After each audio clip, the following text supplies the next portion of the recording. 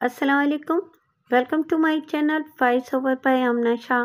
Listeners, advocate Mirza Amjad Baig کے سلسلے کی ایک اور سنسنی خیز تفتیشی کورٹ کہانی حاضر خدمت ہے. تو آئیے سنتے ہیں. معاملہ بڑا نازک اور حساس نوعیت کا تھا. ایسے پیچیدہ اور سنگین مقدمات میں ہاتھ ڈالنے سے پہلے وکلا عموماً 100 بار سوچتے ہیں، لیکن میں نے بغیر کسی ہچکچاہٹ کے ایک چیلنج سمجھتے ہوئے اس بھاری اور نوکیلے پتھر کو اٹھانے کا فیصلہ کر لیا تھا. اس تمہید کے بعد میں اصل واقعے کی طرف آتا ہوں. یہ آج سے 42-43 سال پہلے کا واقعہ ہے. مجھے اچھی طرح یاد ہے، وہ ماہ جنوری کی ایک ٹھنڈی ٹھار صبح تھی. میں اس وقت سیشن کورٹ کی ایک عدالت میں موجود تھا. جج کرسی انصاف پر برائے جمان ہو چکا تو میں نے اپنے موکل کی درخواست ضمانت دائر کر دی. میرے موکل کا نام احمد نوید تھا. پیشے کے اعتبار سے وہ ایک سائنس ٹیچر تھا. اسکول کی ملازمت کے علاوہ وہ اپنے گھر میں ایک چھوٹا سا کوچنگ سینٹر بھی چلاتا تھا، اور اس نے مذکورہ کوچنگ سینٹر کا نام اپنے نام پر احمد اکیڈمی رکھا ہوا تھا، جہاں درجن بھر اسٹوڈنٹ اپنی تعلیمی کمزوریوں کو دور کرنے کی غرض سے آتے تھے. اس نے اپنا ایک اصول بنا رکھا تھا کہ وہ جس اسکول میں ملازم تھا وہاں کے اسٹوڈنٹس کو کوچنگ نہیں دیتا تھا، خصوصاً بایولوجی کے اسٹوڈنٹس کو تو ہرگز نہیں. اس کا کہنا یہ تھا کہ وہ کلاس میں پوری دیانتداری سے اپنا فرض پورا کراتا ہے، لہٰذا ان اسٹوڈنٹس کو ٹیوشن کی ضرورت نہیں ہے. اس کی اکیڈمی میں دوسرے اسکولوں کے اسٹوڈنٹس ہی پڑھنے آتے تھے، اور انہی میں ایک اسٹوڈنٹ تھا بابر علی. احمد نوید المعروف بے سر احمد اپنے اسی کوچنگ اسٹوڈنٹ بابر علی کی وجہ سے اس وقت ایک ملزم کی حیثیت سے گردن جھکائے ایکیوز باکس میں کھڑا تھا. بابر علی نے سر احمد پر ایک نہایت ہی گھناؤنا الزام لگا دیا تھا. عدالتی کارروائی کا آغاز ہوا. جج نے میری جانب سے دائر کی جانے والی درخواست ضمانت کو بغور پڑھا اور پھر سر کو اثباتی جنبش دیتے ہوئے سپاٹ آواز میں کہا، defence please proceed. Your owner, میں نے اپنے موکل احمد نوید کی ضمانت کے حق میں دلائل دیتے ہوئے کہا، میرا موکل اس معاشرے کا ایک اہم اور مفید فرد ہے. اس کی اپنی ایک عزت اور لوگوں کے دلوں میں بے پناہ احترام ہے.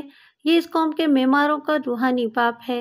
اس پر ایک بے بنیاد اور گھناؤنا الزام لگایا گیا ہے.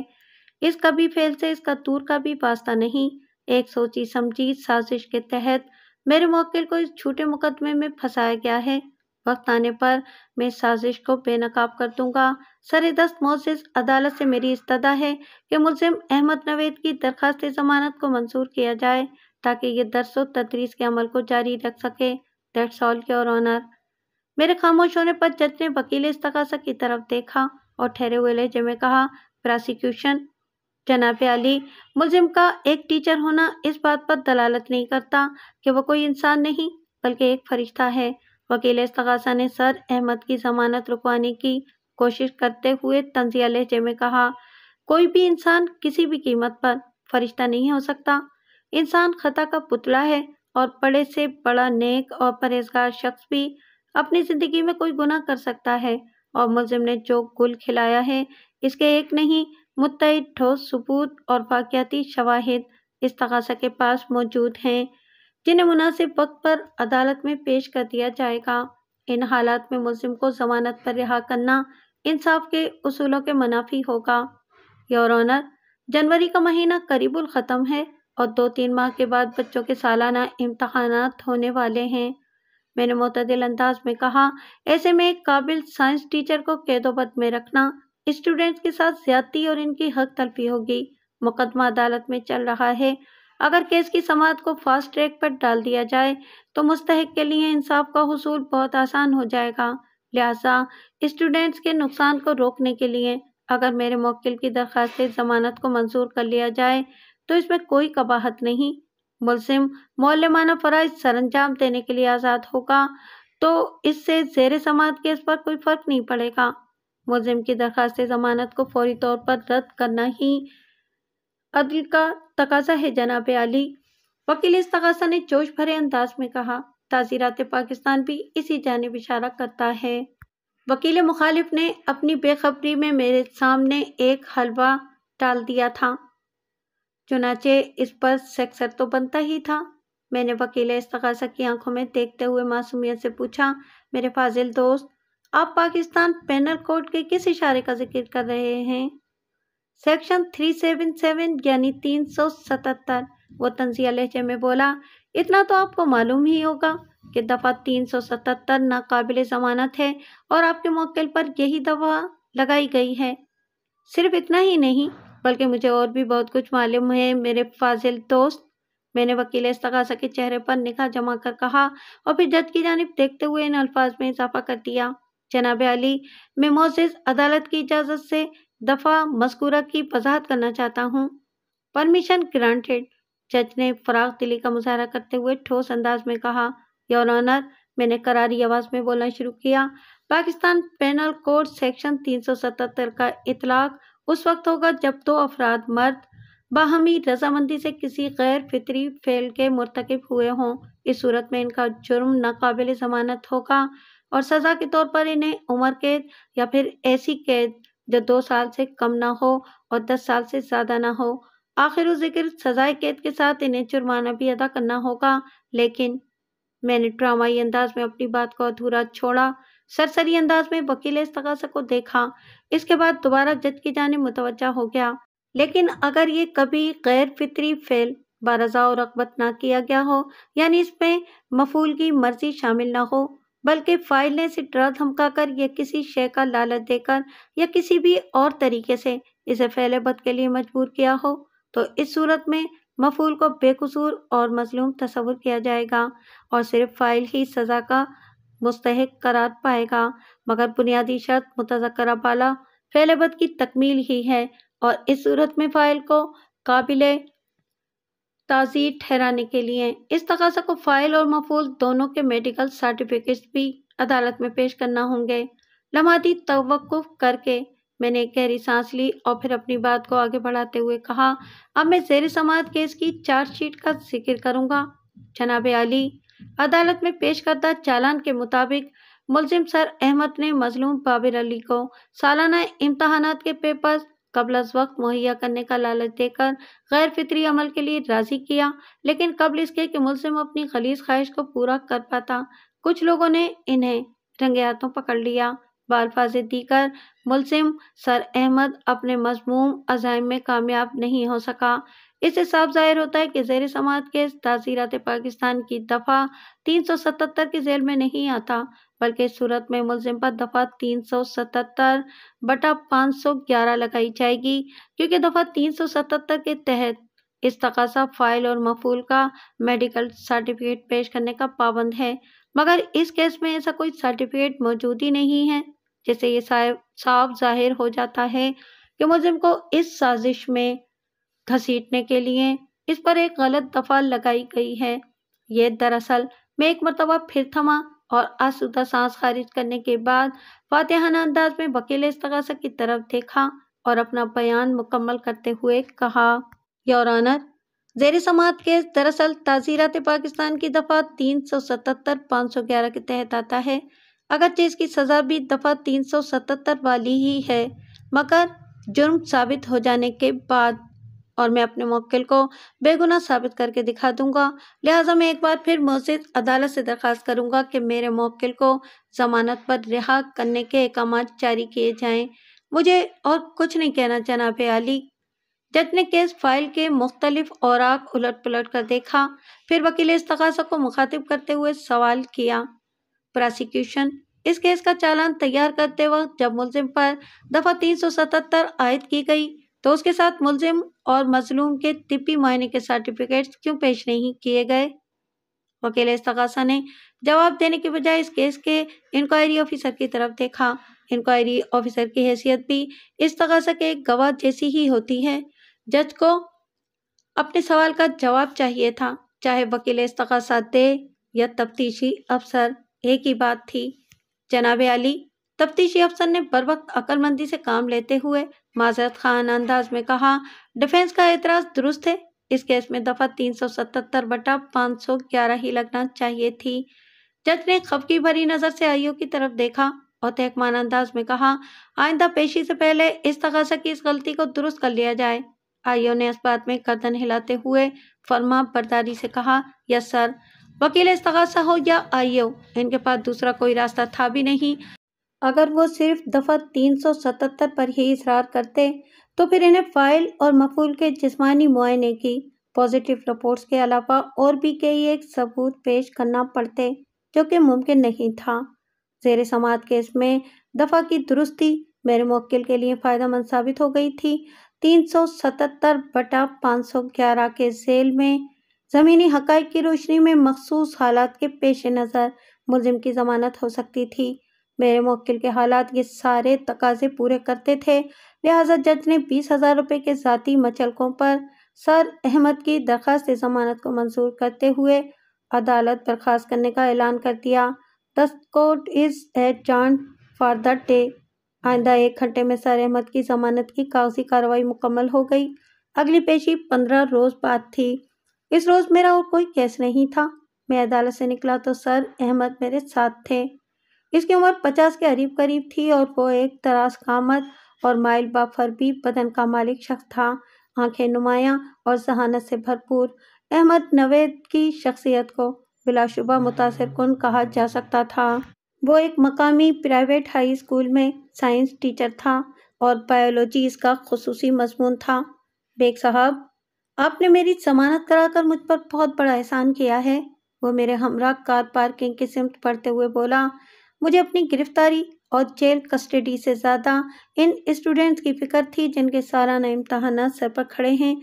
मैं जानता हूँ किसी के आने जाने से दुनिया के निज़ाम में कोई फ़र्क नहीं पड़ता, हर काम अपने वक्त पर हो ही जाता है। लेकिन मुझे अपने अंदर ये अफसोस हो रहा था कि अगर मेरी ज़मानत ना हुई और मैं जेल चला गया तो इन बच्चों की हक तलफी हो जाएगी जो मुझ पर भरोसा किए बैठे हैं।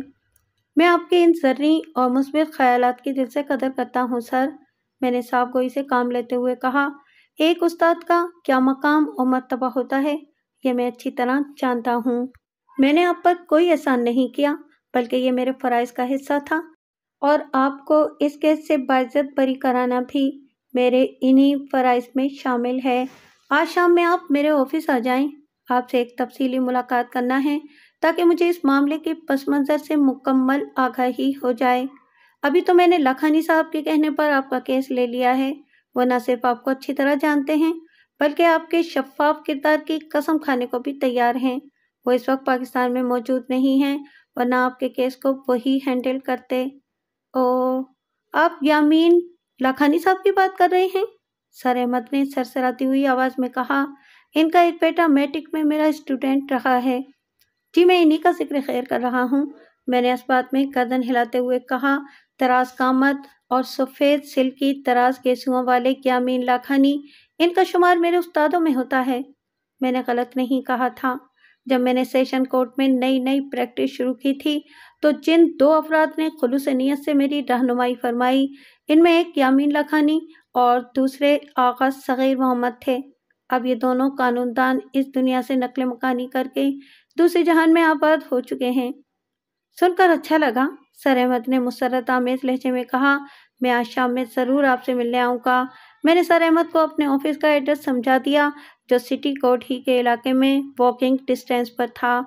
उसने मेरा शुक्रिया अदा किया और मुसाफा करने के बाद रुखसत हो गया। मैं अपनी कार की जानिब बढ़ गया। इसी शाम हस्बे वादा सर अहमद मुझसे मिलने मेरे ऑफिस आ गया। 2 रोज़ पहले मैंने मुतालिका थाने की हवालात में नहायती मुख्तसर गुफ्तगू के बाद अपने मुवक्किल से वकालतनामे, दरख्वास्त ज़मानत और दीगर अहम कागजात पर दस्तखत तो करा लिए थे, लेकिन सच्ची बात यह है कि मैं अपने क्लाइंट के पस मंज़र से बिल्कुल वाकिफ़ नहीं था और इसी मकसद से मैंने इसे अपने ऑफिस बुलाया था। हमारी ये मुलाकात काफ़ी सूदमंद रही। इसकी कहानी सुनकर मैं मुतमईन हो गया कि यामीन लाखानी की बात मानकर मैंने कोई गलती नहीं की। अहमद नवेद वाक़ियतन बेकसूर था। इसे किसी साजिश के तहत इस केस में फंसाया गया था। अब ये मेरी जिम्मेदारी थी कि नादीदा साजिश के इस जाल को काट कर अहमद नवेद को बेगुनाह साबित कर दूं। आगे बढ़ने से पहले मैं आपको अपने मुवक्किल के बारे में मुख्तसरन बताना ज़रूरी समझता हूँ। जैसा कि मैंने पिछले हिस्से में जिक्र किया कि सर अहमद की उम्र लगभग 50 साल थी। 8 साल पहले जब वो 42 साल का था तो इसने सलमा नामी एक औरत से शादी की थी। سلمہ شادی کے وقت محض 25 سال کی تھی۔ وہ ایک پرکشش اور خوبصورت عورت تھی، لیکن بدقسمتی سے ان دونوں میں ایک دن بھی بن کر نہیں دی۔ شاید ہی کوئی ایسا دن ہو جب ان کے بیچ جھگڑا نہ ہوا ہو، اور اس جھگڑے کے لیے سلمہ کو کسی خاص وجہ کی ضرورت نہیں ہوتی تھی۔ سر احمد کے مطابق بدمزگی کی ابتدا ہمیشہ سلمہ ہی کی طرف سے ہوا کرتی تھی۔ سر احمد نے جس حد تک سلمہ کے ساتھ نبھانے کی کوشش کی، اس پر اسے صبر و برداشت کا نوبل پرائز ملنا چاہیے تھا۔ سر احمد کے مزاج میں دھیما پن اور بردباری تو تھی ہی، علاوہ ازیں وہ شور شرابے اور لڑائی جھگڑے کو سخت ناپسند کرتا تھا۔ اس پر مستزاد یہ کہ وہ سلمہ کو دل سے چاہتا تھا، اس لیے وہ اس کی ہر زیادتی کو سہ لیا کرتا تھا۔ سلمہ نے غصے کی حالت میں کئی بار اس سے طلاق کا مطالبہ بھی کیا تھا۔ تم میری وجہ سے عدم تحفظ کا شکار ہو، وہ اکثر یہ جملہ دہرایا کرتی تھی۔ تمہیں ہر وقت یہ دھڑکا لگا رہتا ہے کہ میں تمہیں چھوڑ کر کسی اور مرد کی ہو جاؤں گی۔ تم اپنے اندر گھٹنے کی بجائے مجھے چھوڑ کیوں نہیں دیتے؟ سر احمد نے اس کے سوال کے جواب میں معتدل انداز میں کہا، چھوڑ دینا کسی مسئلے کا حل نہیں ہے سلمہ۔ انسان کو ساتھ رہتے ہوئے اپنے مسائل سے نمٹنا چاہیے۔ ہم پچھلے 3 سال سے یہی تو کر رہے ہیں، سلمہ نے ترش لہجے میں کہا، اور اس کا نتیجہ تمہارے سامنے ہے، ایک بڑا سا کول زیرو۔ ہم 3 سال سے میاں بیوی کی حیثیت سے ایک گھر میں رہ ضرور رہے ہیں، مگر کبھی تم نے میری محبت کی قدر نہیں کی۔ سر احمد نے شاکی لہجے میں کہا، اگر تم مثبت انداز میں تھوڑا سا بھی غور و فکر کرو گی تو تمہیں یہ گھر کسی جنت سے کم محسوس نہیں ہوگا۔ ایسی ہوتی ہے جنت؟ سلمہ نے حقارت بھرے لہجے میں کہا، 2 کمروں کا چھوٹا سا مکان، اور وہ بھی کرائے کا۔ ایک ٹیچر پھٹیچر سے شادی کر کے تو میری قسمت ہی پھوٹ گئی۔ مجھ سے غلطی ہوئی کہ میں نے ایک سے ایک اچھے بھلے رشتے کو نظر انداز کر کے تمہارا انتخاب کیا۔ سلمہ کی باتیں ایسی ہی جلی کٹی اور دل چلانے والی ہوتی تھیں، اور جواب میں سر احمد ہمیشہ نرمی سے اسے سمجھانے کی کوشش کیا کرتا تھا، لیکن ایک دن برداشت کی حد ہو گئی۔ اس روز سر احمد کے ضبط کی بہت ٹوٹ گئی تھی۔ سلمہ، اس نے اپنی بیوی کی آنکھوں میں دیکھتے ہوئے سپاٹ آواز میں کہا، تمہاری نظر میں ایک ٹیچر پھٹیچر ہوں، لیکن تم اس بات سے انکار نہیں کر سکتی ہو کہ میں تم سے سچی محبت کرتا ہوں، تم میری چاہت ہو۔ بھاڑ میں گئی ایسی محبت و چاہت جو انسان کے حالات میں بہتری نہ لا سکے، سلمہ نے عجیب سے لہجے میں کہا۔ تم کس قسم کی بہتری چاہتی ہو؟ سر احمد نے حیرت بھرے لہجے میں استفسار کیا۔ سب ٹھیک ہی تو چل رہا ہے، آخر ہماری زندگی میں کس شے کی کمی ہے؟ کمی؟ وہ تمسخرانہ لہجے میں بولی، ہمارے پاس ہے ہی کیا جس میں کمی ڈھونڈنے کی زحمت کی جائے؟ یہ ناشکرا پن ہے سلمہ، سچی بات ہر کسی کو کڑوی ہی لگتی ہے، وہ معنی خیز انداز میں بولی۔ میں تم سے اتفاق نہیں کرتا سلمہ، سر احمد نے برہمی سے کہا، تم سچائی کے مفہوم سے واقف نہیں ہو۔ لوگ رات دن ترقی کر کے کہاں سے کہاں نکل گئے ہیں۔ وہ اپنی ہی دھن میں بولتی چلی گئی، اور تم 3 سال کے بعد بھی وہیں کھڑے ہو جہاں میں نے تمہیں پہلے دن دیکھا تھا۔ میں حصول رزق حلال پر یقین رکھتا ہوں سلمہ، سر احمد نے ٹھہرے ہوئے لہجے میں کہا، اور حلال روزی کما کر کوئی بھی راتوں رات ترقی کی اس منزل پر نہیں پہنچ سکتا جس کے خواب تم دیکھ رہی ہو۔ حصول رزق حلال کے الفاظ تو تم نے ایسے ادا کیے ہیں جیسے اب کرنسی نوٹوں پر بابا قوم کی جگہ تمہاری تصویر چھپنے جا رہی ہے، وہ استہزائی انداز میں بولی۔ اور جہاں تک ترقی کی زینے چڑھنے کی بات ہے تو اس کے لیے بندے میں گٹس ہونا چاہیے، جو کہ تم میں تو بالکل نہیں ہے۔ سلمہ کا انداز سلگانے بلکہ اکسانے والا تھا۔ سر احمد نے چھنچھلاہٹ بھرے لہجے میں کہا، تو کیا تم یہ چاہتی ہو کہ میں کوئی بینک لوٹ لوں یا پھر منشیات کا دھندا شروع کر دوں؟ لگتا ہے کہ تم گٹس کا مطلب نہیں جانتے، وہ طنزیہ لہجے میں بولی۔ بینک ڈکیتی اور ڈرگس کے بزنس کے لیے بھی گٹس ہی کی ضرورت ہوتی ہے، یعنی جرأت، بہادری اور کچھ کر گزرنے کا جنون۔ اگر جرائم کی راہ اختیار کرنے کا نام ہی گٹس ہے تو میں تسلیم کرتا ہوں کہ میرے اندر یہ خوبیاں نہیں ہیں، سر احمد نے برا سا منہ بنا کر شکست خوردہ انداز میں کہا۔ مجھے شاندار زندگی چاہیے، سلمہ نے خوابناک لہجے میں کہا، ایک جدید بنگلہ، چمچماتی گاڑی، زیورات، قیمتی ملبوسات اور وہ سب کچھ جس کی تمنا کوئی بھی عورت کر سکتی ہے۔ اگر تم یہ عالیشان زندگی مجھے نہیں دے سکتے تو اپنی ہار تسلیم کر لو۔ اگر تمہاری خواہشات اسی بلندی پر محو پرواز رہنا چاہتی ہیں تو سمجھ لو میں ہار گیا، سر احمد نے بے بسی سے کہا، کیونکہ یہ سب میرے اختیار میں تو نہیں ہے۔ جب انسان کسی معاملے میں بے اختیار ہو تو پھر اسے اپنا حق جتانے سے باز آ جانا چاہیے۔ سر احمد نے چوکے ہوئے لہجے میں پوچھا، آخر تم کہنا کیا چاہ رہی ہو؟ میں تمہاری بس کی نہیں ہوں، وہ ایک لفظ پر زور دیتے ہوئے بولی۔ تم مجھے افورڈ نہیں کر سکتے، اس لیے تم مجھے آزاد کر دو۔ یہ نہیں ہو سکتا، وہ اضطراری لہجے میں بولا۔ میں تم سے محبت کرتا ہوں سلمیٰ، میں تمہیں اپنی زندگی سے کبھی نہیں نکالوں گا۔ میری آزادی تمہاری مرضی سے مشروط نہیں ہے، وہ باشکاف الفاظ میں بولی۔ میں تم سے جان چھڑانے کے لیے عدالت کا دروازہ کھٹکھٹا سکتی ہوں، اور شاید تمہیں نہیں معلوم کہ عدالت انسان کے جذبات و احساسات کو نہیں بلکہ حقائق و دلائل کو اہمیت دیتی ہے۔ میں تمہیں گھٹنے ٹیکنے پر مجبور کر دوں گی۔ کیا تم نے مجھے چھوڑ کر کسی اور کو اپنانے کا فیصلہ کر لیا ہے؟ سر احمد نے زخمی لہجے میں استفسار کیا۔ تمہیں کیا فرق پڑتا ہے؟ سلمیٰ نے گول مول جواب دیا۔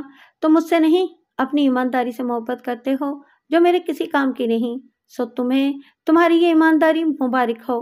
اس زہریلی گفتگو کے چند روز بعد ہی سلمیٰ نے عدالت کے ذریعے سر احمد سے خلا لے لیا تھا۔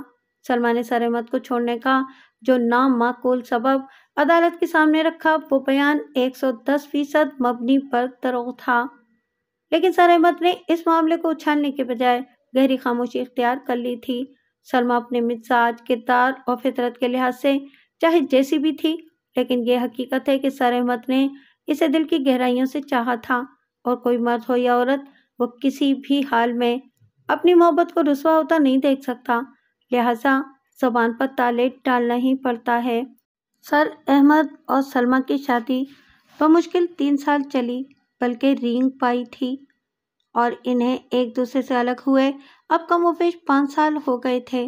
اس ناخوشگوار واقعے کے کچھ ہی عرصے بعد سلمیٰ نے ایک صاحب ثروت شخص سے شادی کر لی تھی تاکہ وہ اپنے خوابوں کو حقیقت کے قالب میں ڈھال سکے، لیکن سر احمد ہر بدمزگی اور ذلت کے باوجود بھی سلمیٰ کو اپنے دل سے نکال نہیں سکا تھا، اور اس نے زندگی بھر شادی نہ کرنے کا فیصلہ کر لیا تھا۔ سر احمد کا یہ فیصلہ بادی نظر میں ایک بے وقوف اور پاگل پن دکھائی دیتا تھا، شاید اس لیے کہ محبت کرنے والے عیار اور دور اندیش نہیں ہوتے۔ بہرحال اس کی داستان غم سننے کے بعد میں نے ہمدردی بھرے لہجے میں کہا، سر، جو ہو چکا اسے بھول جائیں اور جو ہونے جا رہا ہے اس پر توجہ مرکوز کر دیں، یہی وقت کا تقاضا ہے، کیونکہ ماضی کی تلخ یادیں انسان کے حال کو عذابناک بنا دیتی ہیں۔ آپ بالکل ٹھیک کہہ رہے ہیں بیگ صاحب، وہ تائیدی انداز میں گردن ہلاتے ہوئے بولا۔ آج کے بعد میں وہی کروں گا جو آپ کہیں گے۔ اس کیس میں میں اپنا دماغ چلانے کی کوشش نہیں کروں گا۔ آپ کے حق میں یہی بہتر بھی ہوگا سر، میں نے معتدل انداز میں کہا۔ آپ نے یہ کیس میرے حوالے کیا ہے، میں آپ کا وکیل ہوں۔ آپ کے مفادات کا تحفظ کرتے ہوئے آپ کو باعزت بری کرانا میری ذمہ داری ہے۔ بس آپ مجھے فالو کرتے جائیں، باقی سب میں دیکھ لوں گا۔ ٹھیک ہے، میں آپ کو فالو کروں گا، وہ بڑے عزم سے بولا۔ آپ میری بات دھیان سے سنیں، میں نے رازدارانہ اور سمجھانے والے انداز میں کہا۔ آپ کی ضمانت ہو چکی ہے، اب آپ اس معاشرے میں آزادانہ گھوم پھر سکتے ہیں، لہٰذا آپ کل سے باقاعدہ اپنے اسکول جانا شروع کر دیں گے، اور اس کے ساتھ ہی احمد اکیڈمی میں اپنے اسٹوڈنٹس کی پڑھائی کو بھی وہیں سے آگے بڑھائیں گے جہاں چند روز پہلے آپ نے چھوڑا تھا۔ میں آپ کی نصیحت پر بعین عمل کروں گا، اور آپ کے اعتماد میں کوئی کمی یا کجی نظر نہیں آنا چاہیے، میں نے تاکیدی انداز میں کہا۔ آپ نے کوئی جرم نہیں کیا، چنانچہ آپ کی حرکات و سکنات اور انداز و اطوار سے کوئی ندامت، کوئی پشیمانی جھلکنا نہیں چاہیے۔ آپ کے خلاف جو بھی سازش بنی گئی ہے اسے میں بہت جلد بے نقاب کر کے عدالت اور دنیا والوں کے سامنے آپ کو بے گناہ ثابت کر دوں گا۔ سمجھ گیا بیگ صاحب، وہ تشکرانہ انداز میں مجھے دیکھتے ہوئے بولا۔ انشاءاللہ جیت ہماری ہی ہوگی۔ وہ میرا شکریہ ادا کرنے کے بعد رخصت ہو گیا۔ ہمارے بیچ یہی طے پایا تھا کہ اب ہماری ملاقات اگلی پیشی پر عدالت کے کمرے ہی میں ہوگی، لیکن 2 روز کے بعد وہ پھر میرے سامنے موجود تھا، اور وہ بھی لٹکے ہوئے چہرے کے ساتھ۔ رسمی علیق سلیق کے بعد میں نے تشویش بھرے لہجے میں دریافت کیا، سر کیا ہو گیا؟ آپ اتنے پریشان کیوں نظر آ رہے ہیں؟ اسکول والوں نے بے حد معذرت کے ساتھ مجھے فارغ کر دیا ہے، وہ دل گرفتہ لہجے میں بولا۔ پرنسپل کا کہنا ہے کہ جب تک میرا کیس عدالت میں ہے وہ بحیثیت ٹیچر مجھے اپنے اسکول میں افورڈ نہیں کر سکتے، اس سے ان کے اسکول کے ریپوٹیشن پر برے اور منفی اثرات مرتب ہوں گے۔ پرنسپل نے تو یہاں تک کہہ دیا ہے کہ بعض بچوں کے والدین بھی میرے اسکول کے اندر قدم رکھنے کے خلاف ہیں۔ انہوں نے واضح الفاظ میں کہہ دیا ہے کہ اگر میں نے اسکول میں جا کر کوئی بھی کلاس لی تو وہ اپنے بچوں کو اسکول سے اٹھا لیں گے۔ آپ تو جانتے ہی ہیں کہ جدید تعلیم والے پرائیویٹ اسکولز میں ٹیچرز کی بنسبت اسٹوڈنٹس اور ان کے والدین کی زیادہ سنی جاتی ہے، کیونکہ ایسے اسکولز انہی کی بھاری فیسز اور ڈونیشنز پر چل رہے ہوتے ہیں۔ ویسے پرنسپل صاحب نے مجھ سے وعدہ کیا ہے کہ اگر میں اس کیس میں باعزت بری ہو گیا تو وہ مجھے دوبارہ اپنے اسکول میں ٹیچنگ کا موقع ضرور دیں گے، لیکن میں سمجھتا ہوں کہ اس نے مجھے ٹالنے کے لیے ایسا کہا ہے۔ اور کوچنگ سینٹر کا کیا حال ہے؟ میں نے پوچھا۔ پہلے دن 12 میں سے صرف 4 لڑکے میری اکیڈمی میں ٹیوشن پڑھنے آئے تھے۔ اس نے ایک افسردہ سانس خارج کرتے ہوئے جواب دیا، اور ان کی توجہ پڑھائی پر بالکل نہیں تھی۔ وہ پورا وقت میرے ساتھ پیش آنے والے اس واقعے پر اظہار افسوس کرتے رہے، یا پھر وہ لمحے بھر کو تھما اور پھر دکھی لہجے میں بولا، یا پھر وہ کریت کر یہ جاننے کی کوشش کرتے رہے کہ بابر علی کے ساتھ آخر ایسا ہوا کیا تھا۔ میں نے گہری سنجیدگی سے کہا، تو یہ حالات ہیں۔ دوسرے دن صرف ایک اسٹوڈنٹ اکیڈمی آیا، اور وہ بھی یہ کہنے کہ اس نے دوسرا کوچنگ سینٹر جوائن کر لیا ہے۔ سر احمد نے مایوسی بھرے انداز میں گردن جھٹکتے ہوئے بتایا، اس کے والدین اسے میری اکیڈمی میں بھیجنے کو تیار نہیں تھے۔ سر، آپ نے اردو کا ایک محاورہ ضرور سنا ہوگا، میں نے معتدل انداز میں کہا، بد اچھا بدنام برا۔ جی میں نے یہ محاورہ سن رکھا ہے، وہ اس بات میں گردن ہلاتے ہوئے بولا، میرے ساتھ یہی ہو رہا ہے۔ ایسا ہونا عین فطری ہے، میں نے سمجھانے والے انداز میں کہا۔ آپ کو حوصلہ ہارنا نہیں اور ثابت قدمی سے ان نامساعد حالات کا مقابلہ کرنا ہے۔ ایک بات اچھی طرح ذہن نشین کر لیں کہ اگر کوئی معصوم کمسن بچہ غلاظت سے بھرے ہوئے گٹر میں گر جائے تو اس کی جان بچانے کے لیے اسی غلاظت بھرے گٹر میں اترنا پڑتا ہے۔ اور ظاہر ہے اس عمل میں بچے کے مددگار کے ہاتھ، پاؤں اور لباس کا آلودہ ہو جانا ایک لازمی امر ہے یا نہیں؟ میرے آخری سوالیہ جملے پر اس نے چونک کر مجھے دیکھا اور اس بات میں گردن ہلاتے ہوئے بولا، آپ بالکل ٹھیک کہہ رہے ہیں بیگ صاحب، بس تو سمجھ لیں کہ اس وقت آپ کی عزت کسی گہری سازش کے غلیظ گڑھے میں گری ہوئی ہے، اور اسے بچانے کے لیے آپ کے ہاتھ، پاؤں، چہرے، حتیٰ کہ آپ کی سوچ کا آلودہ ہو جانا کوئی اچھمپے کی بات نہیں۔ جو لوگ کہتے ہیں انہیں کہنے دیں، وہ آپ کے بارے میں جیسا سوچتے ہیں انہیں سوچنے دیں۔ اگر آپ نے اپنی گری ہوئی عزت کو اپنے مقام پر بحال کرنا ہے تو آپ کو یہ یقین کے ساتھ ان کا سامنا کرنا ہوگا کہ آپ بے گناہ ہیں، اور وہ دن دور نہیں جب آپ کی بے گناہی ہر کسی پر ثابت ہو جائے گی۔ احمد نوید المعروف بے سر احمد ایک روشن خیال، سمجھدار اور بردبار انسان تھا، لہٰذا میری بات نے اس کے بھیجے میں اچھی خاصی جگہ بنا لی، اور اس نے میرا شکریہ ادا کیا اور سلام کر کے رخصت ہو گیا۔ اس کیس کو عدالت میں لگے کم و بیش 2 ماہ ہو گئے تھے، اور آج اس کی پہلی باقاعدہ پیشی تھی۔ اس کیس سے متعلق تمام اہم افراد اس وقت کورٹ روم میں موجود تھے۔ ایکیوز اسٹینڈ پر میرا موکل اور اس کیس کا ملزم احمد نوید سر جھکائے کھڑا تھا، جبکہ وٹنس اسٹینڈ پر مظلوم بابر علی موجود تھا، گویا کیس کے استغاثہ کی روح سے فاعل اور مفعول روبرو تھے۔ بابر علی کی عمر 15 اور 16 سال کے درمیان رہی ہوگی۔ وہ ایک گورا چٹا اور خوبرو نوجوان تھا۔ وہ 10th کلاس کا اسٹوڈنٹ تھا۔ اس کی آنکھوں میں ایک خاص قسم کی چمک پائی جاتی تھی، اور سب سے اہم بات یہ کہ اس کے چہرے سے گھبراہٹ یا شرمندگی اور یا پھر خفت کا اظہار نہیں ہوتا تھا۔ ایسے لگ رہا تھا جیسے وہ باکسنگ کا کوئی مقابلہ دیکھنے کسی رنگ کے باہر مطمئن کھڑا ہو۔ جج اپنی مخصوص کرسی پر بیٹھ چکا تو عدالتی کارروائی کا آغاز ہوا۔ جج نے کیس فائل پر نگاہ دوڑا کر پہلے اس بات کی تسلی کر لی کہ استغاثہ نے دفعات کے ذیل میں اپنی غلطی کی تصحیح کر لی ہے یا نہیں۔ اپنے اطمینان کے بعد اس نے فرد جرم پڑھ کر سنائی۔ ملزم نے صحت جرم سے صاف انکار کر دیا۔ اس کے بعد ملزم اور مظلوم کا الگ الگ حلفیہ بیان ریکارڈ کیا گیا۔ استغاثہ کی جانب سے 8 گواہوں کی فہرست دائر کی گئی تھی، جبکہ میں نے صفائی کے 5 گواہوں کے نام پیش کیے تھے۔ یہاں پر میں صرف اہم گواہوں کی جرح کا احوال ہی بیان کروں گا۔ استغاثہ کے گواہوں میں ایک ایسا نام بھی نظر آیا جس نے مجھے چونکا دیا تھا۔ بہرحال اس کیس کے ہر کردار کا ذکر مناسب موقع پر کیا جائے گا۔ حلفیہ بیانات کی ریکارڈنگ کے بعد جج نے वकील ने इस्तगासा की तरफ देखते हुए नहायत ही संजीदा लहजे में कहा, प्रोसिक्यूशन प्लीज प्रोसीड। वकील इस्तगासा फौरन एक्यूज बॉक्स के नजदीक चला गया और मुलजिम सर अहमद की आंखों में देखते हुए तंजिया लहजे में सवाल किया, क्या तुम्हें अपने किए पर जरा सी भी नदामत नहीं है? वकील साहब, मैंने ऐसा कुछ किया ही नहीं जिस पर मुझे शर्मसार होना पड़े।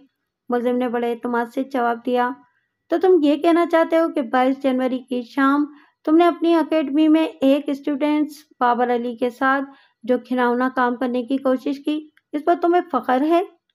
वकील इस्तगासा ने तीखे अंदाज में इस्तफसार किया, इसीलिए तुम बड़े सुकून से यहाँ खड़े हो। पिछले 15 दिन में सर अहमद मुझसे 4 बार मिला था। इन मुलाकातों के दौरान में मैंने इसे अदालत के माहौल, इस्तगासा के हथकंडों और दीगर अहम मामला से अच्छी तरह आगाह कर दिया था। यही वजह थी कि वो पूरे एतमाद अंदाज में सरकारी वकील की जरा का सामना कर रहा था। वकील साहब, सुकून तो अल्लाह की एक अनमोल और अजीम नेमत है जो किस्मत वालों ही को नसीब होती है। मुलजिम ने वकील इस्तगासा के सवाल के जवाब में कहा, मेरे पुरसुकून होने का एक ही सबब है कि अल्हम्दुलिल्लाह मेरे ज़मीर पर किसी किस्म का कोई बोझ नहीं है। बाकी मैं नहीं जानता कि आप मेरे किस फ़ख्र की बात कर रहे हैं। मुझे तो याद नहीं पड़ता कि मैंने ज़िंदगी में कभी कोई ऐसा कारनामा अंजाम दिया हो जिस पर मुझे इतराने की ज़रूरत पेश आए। सर अहमद के धीमे अंदाज ने वकील इस्तगासा को छुंछलाहट में मुब्तला कर दिया। वह सिट पिटाए हुए लहजे में बोला, मैं attempt to cut on natural sexual offence की बात कर रहा हूँ, जिसके लिए तुम पर पीपीसी की दफा 377/511 लगाई गई है। ओह, मुलजिम ने एक बोझल सांस खारिज की, फिर वकील इस्तगासा की छुंछुलाहट को हवा देने की कोशिश करते हुए मोतदिल अंदाज में कहा, आपसे पहले जज साहब ने भी इस दफा और इस जुर्म के हवाले से मुझसे सवाल किया था और मैंने इन्हें नफी में जवाब दिया था। आपके लिए भी मेरा वही जवाब है। मैंने ऐसा कोई गुनाह नहीं किया जिसके इल्जाम में मुझे अदालत में घसीटा गया है और इस झूठे मुकदमे की वजह से मेरी नेकनामी और नौकरी भी चली गई है। तो क्या तुम इस लड़के को भी पहचानने से इनकार करते हो? वकील इस्तगासा ने विटनेस स्टैंड पर खड़े बाबर अली की जानिब इशारा करते हुए करख्त लहजे में पूछा, मैं इस लड़के को सरसरी से जानता हूँ मगर पहचानता तो बिल्कुल भी नहीं। सर अहमद ने पूरा सा मुंह बनाते हुए कहा, यह लगभग 1 हफ्ता मेरी अकेडमी में बायोलॉजी की ट्यूशन पढ़ने आता रहा है। बज़ाहिर ये बहुत ही मुहज़्ज़िब, शाइस्ता और सीधा साधा नजर आता था, लेकिन दर हकीकत ये अपने ज़ाहिरी रवैये के परख था। ये एक ख़ास मकसद से मेरी अकेडमी में आया था। अगर मैं पहले ही दिन इसके मज़मूम अज़ाइम से वाकिफ़ हो जाता तो आज यहाँ खड़ा ना होता। ये बेचारा बायोलॉजी पढ़ने तुम्हारे पास आया और तुमने थ्योरी पढ़ाने की बजाय इस पर सीधा बायोलॉजी का प्रैक्टिकल ही कर डालने की कोशिश की। ऑब्जेक्शन योर ऑनर, मैंने आवाज़ बुलंद कहा। मेरा मौकिल साफ और फासे अल्फाज में मोअज़्ज़िज़ अदालत को बता चुका है कि उसने ऐसे किसी फ़ेल बद का इर्तिकाब नहीं किया जिसका इल्ज़ाम थोप कर उसे इस केस में फांसा गया है। लिहाजा एक ही सवाल को घुमा फिरा कर भोंडे और गैर शाइस्ता अंदाज में पूछने का कोई जवाब नहीं बनता। सस्टेंड, जज ने दो टोक अंदाज में कहा। जज ने मेरे इतराज़ को दुरुस्त जाना तो वकील इस्तगासा का चेहरा बुझ सा गया, लेकिन वो इतना सीधा नहीं था कि अपनी जिरा को सीधी राह पर डालता। उसने जाविया बदल कर मुलजिम पर अटैक किया। क्या तुम शादीशुदा हो? मुलजिम ने तहम्मुल से जवाब दिया, मैं कभी शादीशुदा था। वकील इस्तगासा ने अय्यारी भरे लहजे में पूछा, तो क्या आपकी बीवी का इंतकाल हो चुका है? नहीं। मुलजिम ने नफी में गर्दन हिलाई और बड़े सुकून से जवाब दिया, मौसूफा जिंदा हैं और अब वो किसी और की मनकूहा हैं। ओह, तो ये बात है। वकील इस्तगासा ने अपनी आमियाना चालाकियों का सिलसिला जारी रखते हुए सवाल किया, तो आपने अपनी बीवी को तलाक दे दी थी? नहीं, उसने खुला ले लिया था। मुलजिम के लहजे का ठहराव काबिल तारीफ था। औरत उमूमन खुला उस वक्त लेती है जब वो अपने शौहर के साथ खुश ना हो, वकील इस्तगासा ने कहा, और कोशिश के बावजूद भी अगर शौहर उसे तलाक देने पर तैयार ना हो। हाँ, अमूमन यही देखने में आया है, मुलजिम ने मुख्तसर जवाब दिया। मोअज़्ज़िज़ अदालत जानना चाहती है कि आपकी बीवी को आपसे ऐसी क्या शिकायत थी जो वो खुला लेने पर मजबूर हो गई? वकील इस्तगासा ने तेज लहजे में पूछा, और ये भी बताओ कि तुम उसे तलाक क्यों नहीं देना चाहते थे?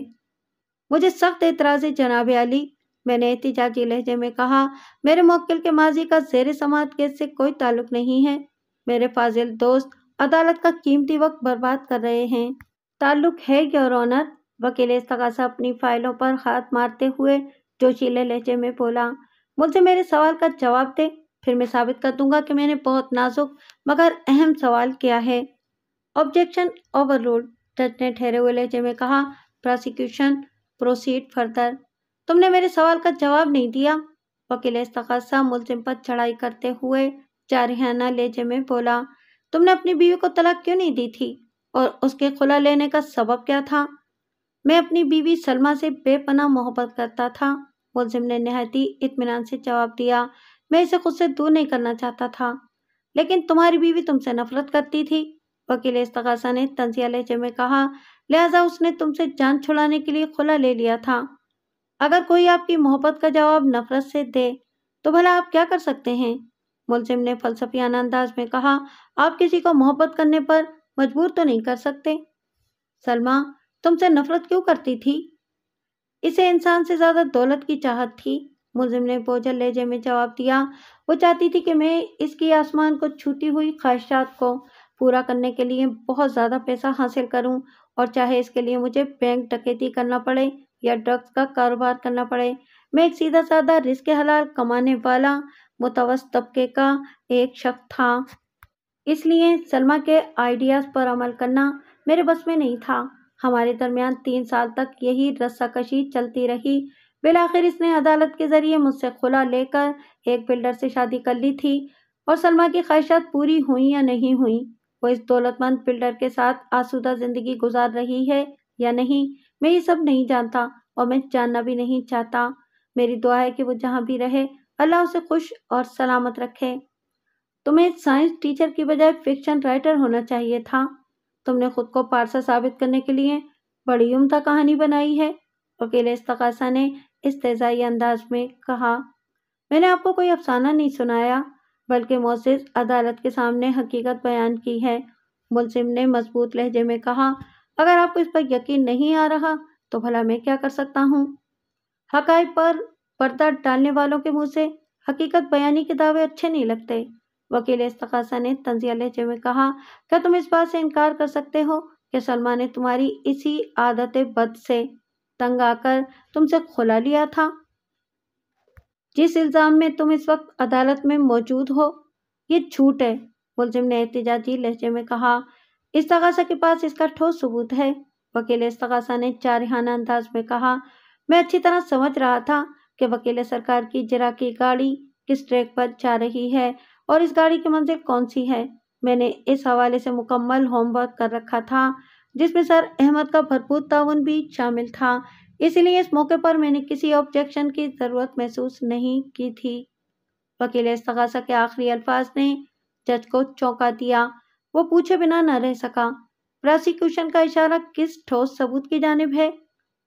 وکیل استغاثہ نے فاتحانہ نظر سے مجھے دیکھا اور پھر اپنی فائل میں سے چند کاغذات نکال کر جج کے سامنے رکھنے کے بعد بڑے اعتماد سے کہا، جناب عالی، یہ اس خلا کے پیپرز کی کاپی ہے جو 5 سال پہلے سلمیٰ نے ملزم سے لیا تھا۔ اس درخواست میں سلمیٰ نے خلا حاصل کرنے کی وجوہ کو بڑی تفصیل کے ساتھ بیان کیا ہے۔ کسی شوہر کے لیے اس کی بیوی کا بیان بہت زیادہ اہمیت کا حامل ہوتا ہے۔ مذکورہ درخواست میں ملزم کی بیوی نے ملزم کی غیر فطری عادت بد کا کھل کر ذکر کیا ہے، اور مزے کی بات یہ ہے کہ ملزم نے اپنی بیوی کے اس الزام یا دعوے کی تردید بھی نہیں کی تھی۔ جج نے وکیل استغاثہ کے دیے ہوئے کاغذات کا بغور مطالعہ کیا اور پھر میری طرف دیکھتے ہوئے سپاٹ آواز میں کہا، ڈیفینس، کیا آپ کچھ کہنا چاہیں گے؟ جناب عالی، میں نے کھنکار کر گلا صاف کرتے ہوئے وضاحتی انداز میں کہا، میاں بیوی کے تنازعات کے مابعد نتائج میں عموماً 2 قسم کی صورتحال دیکھنے کو ملتی ہے۔ نمبر 1 طلاق یا خلا یا پھر غیر قانونی علیحدگی۔ نمبر 2 بچوں کی تحویل کا معاملہ۔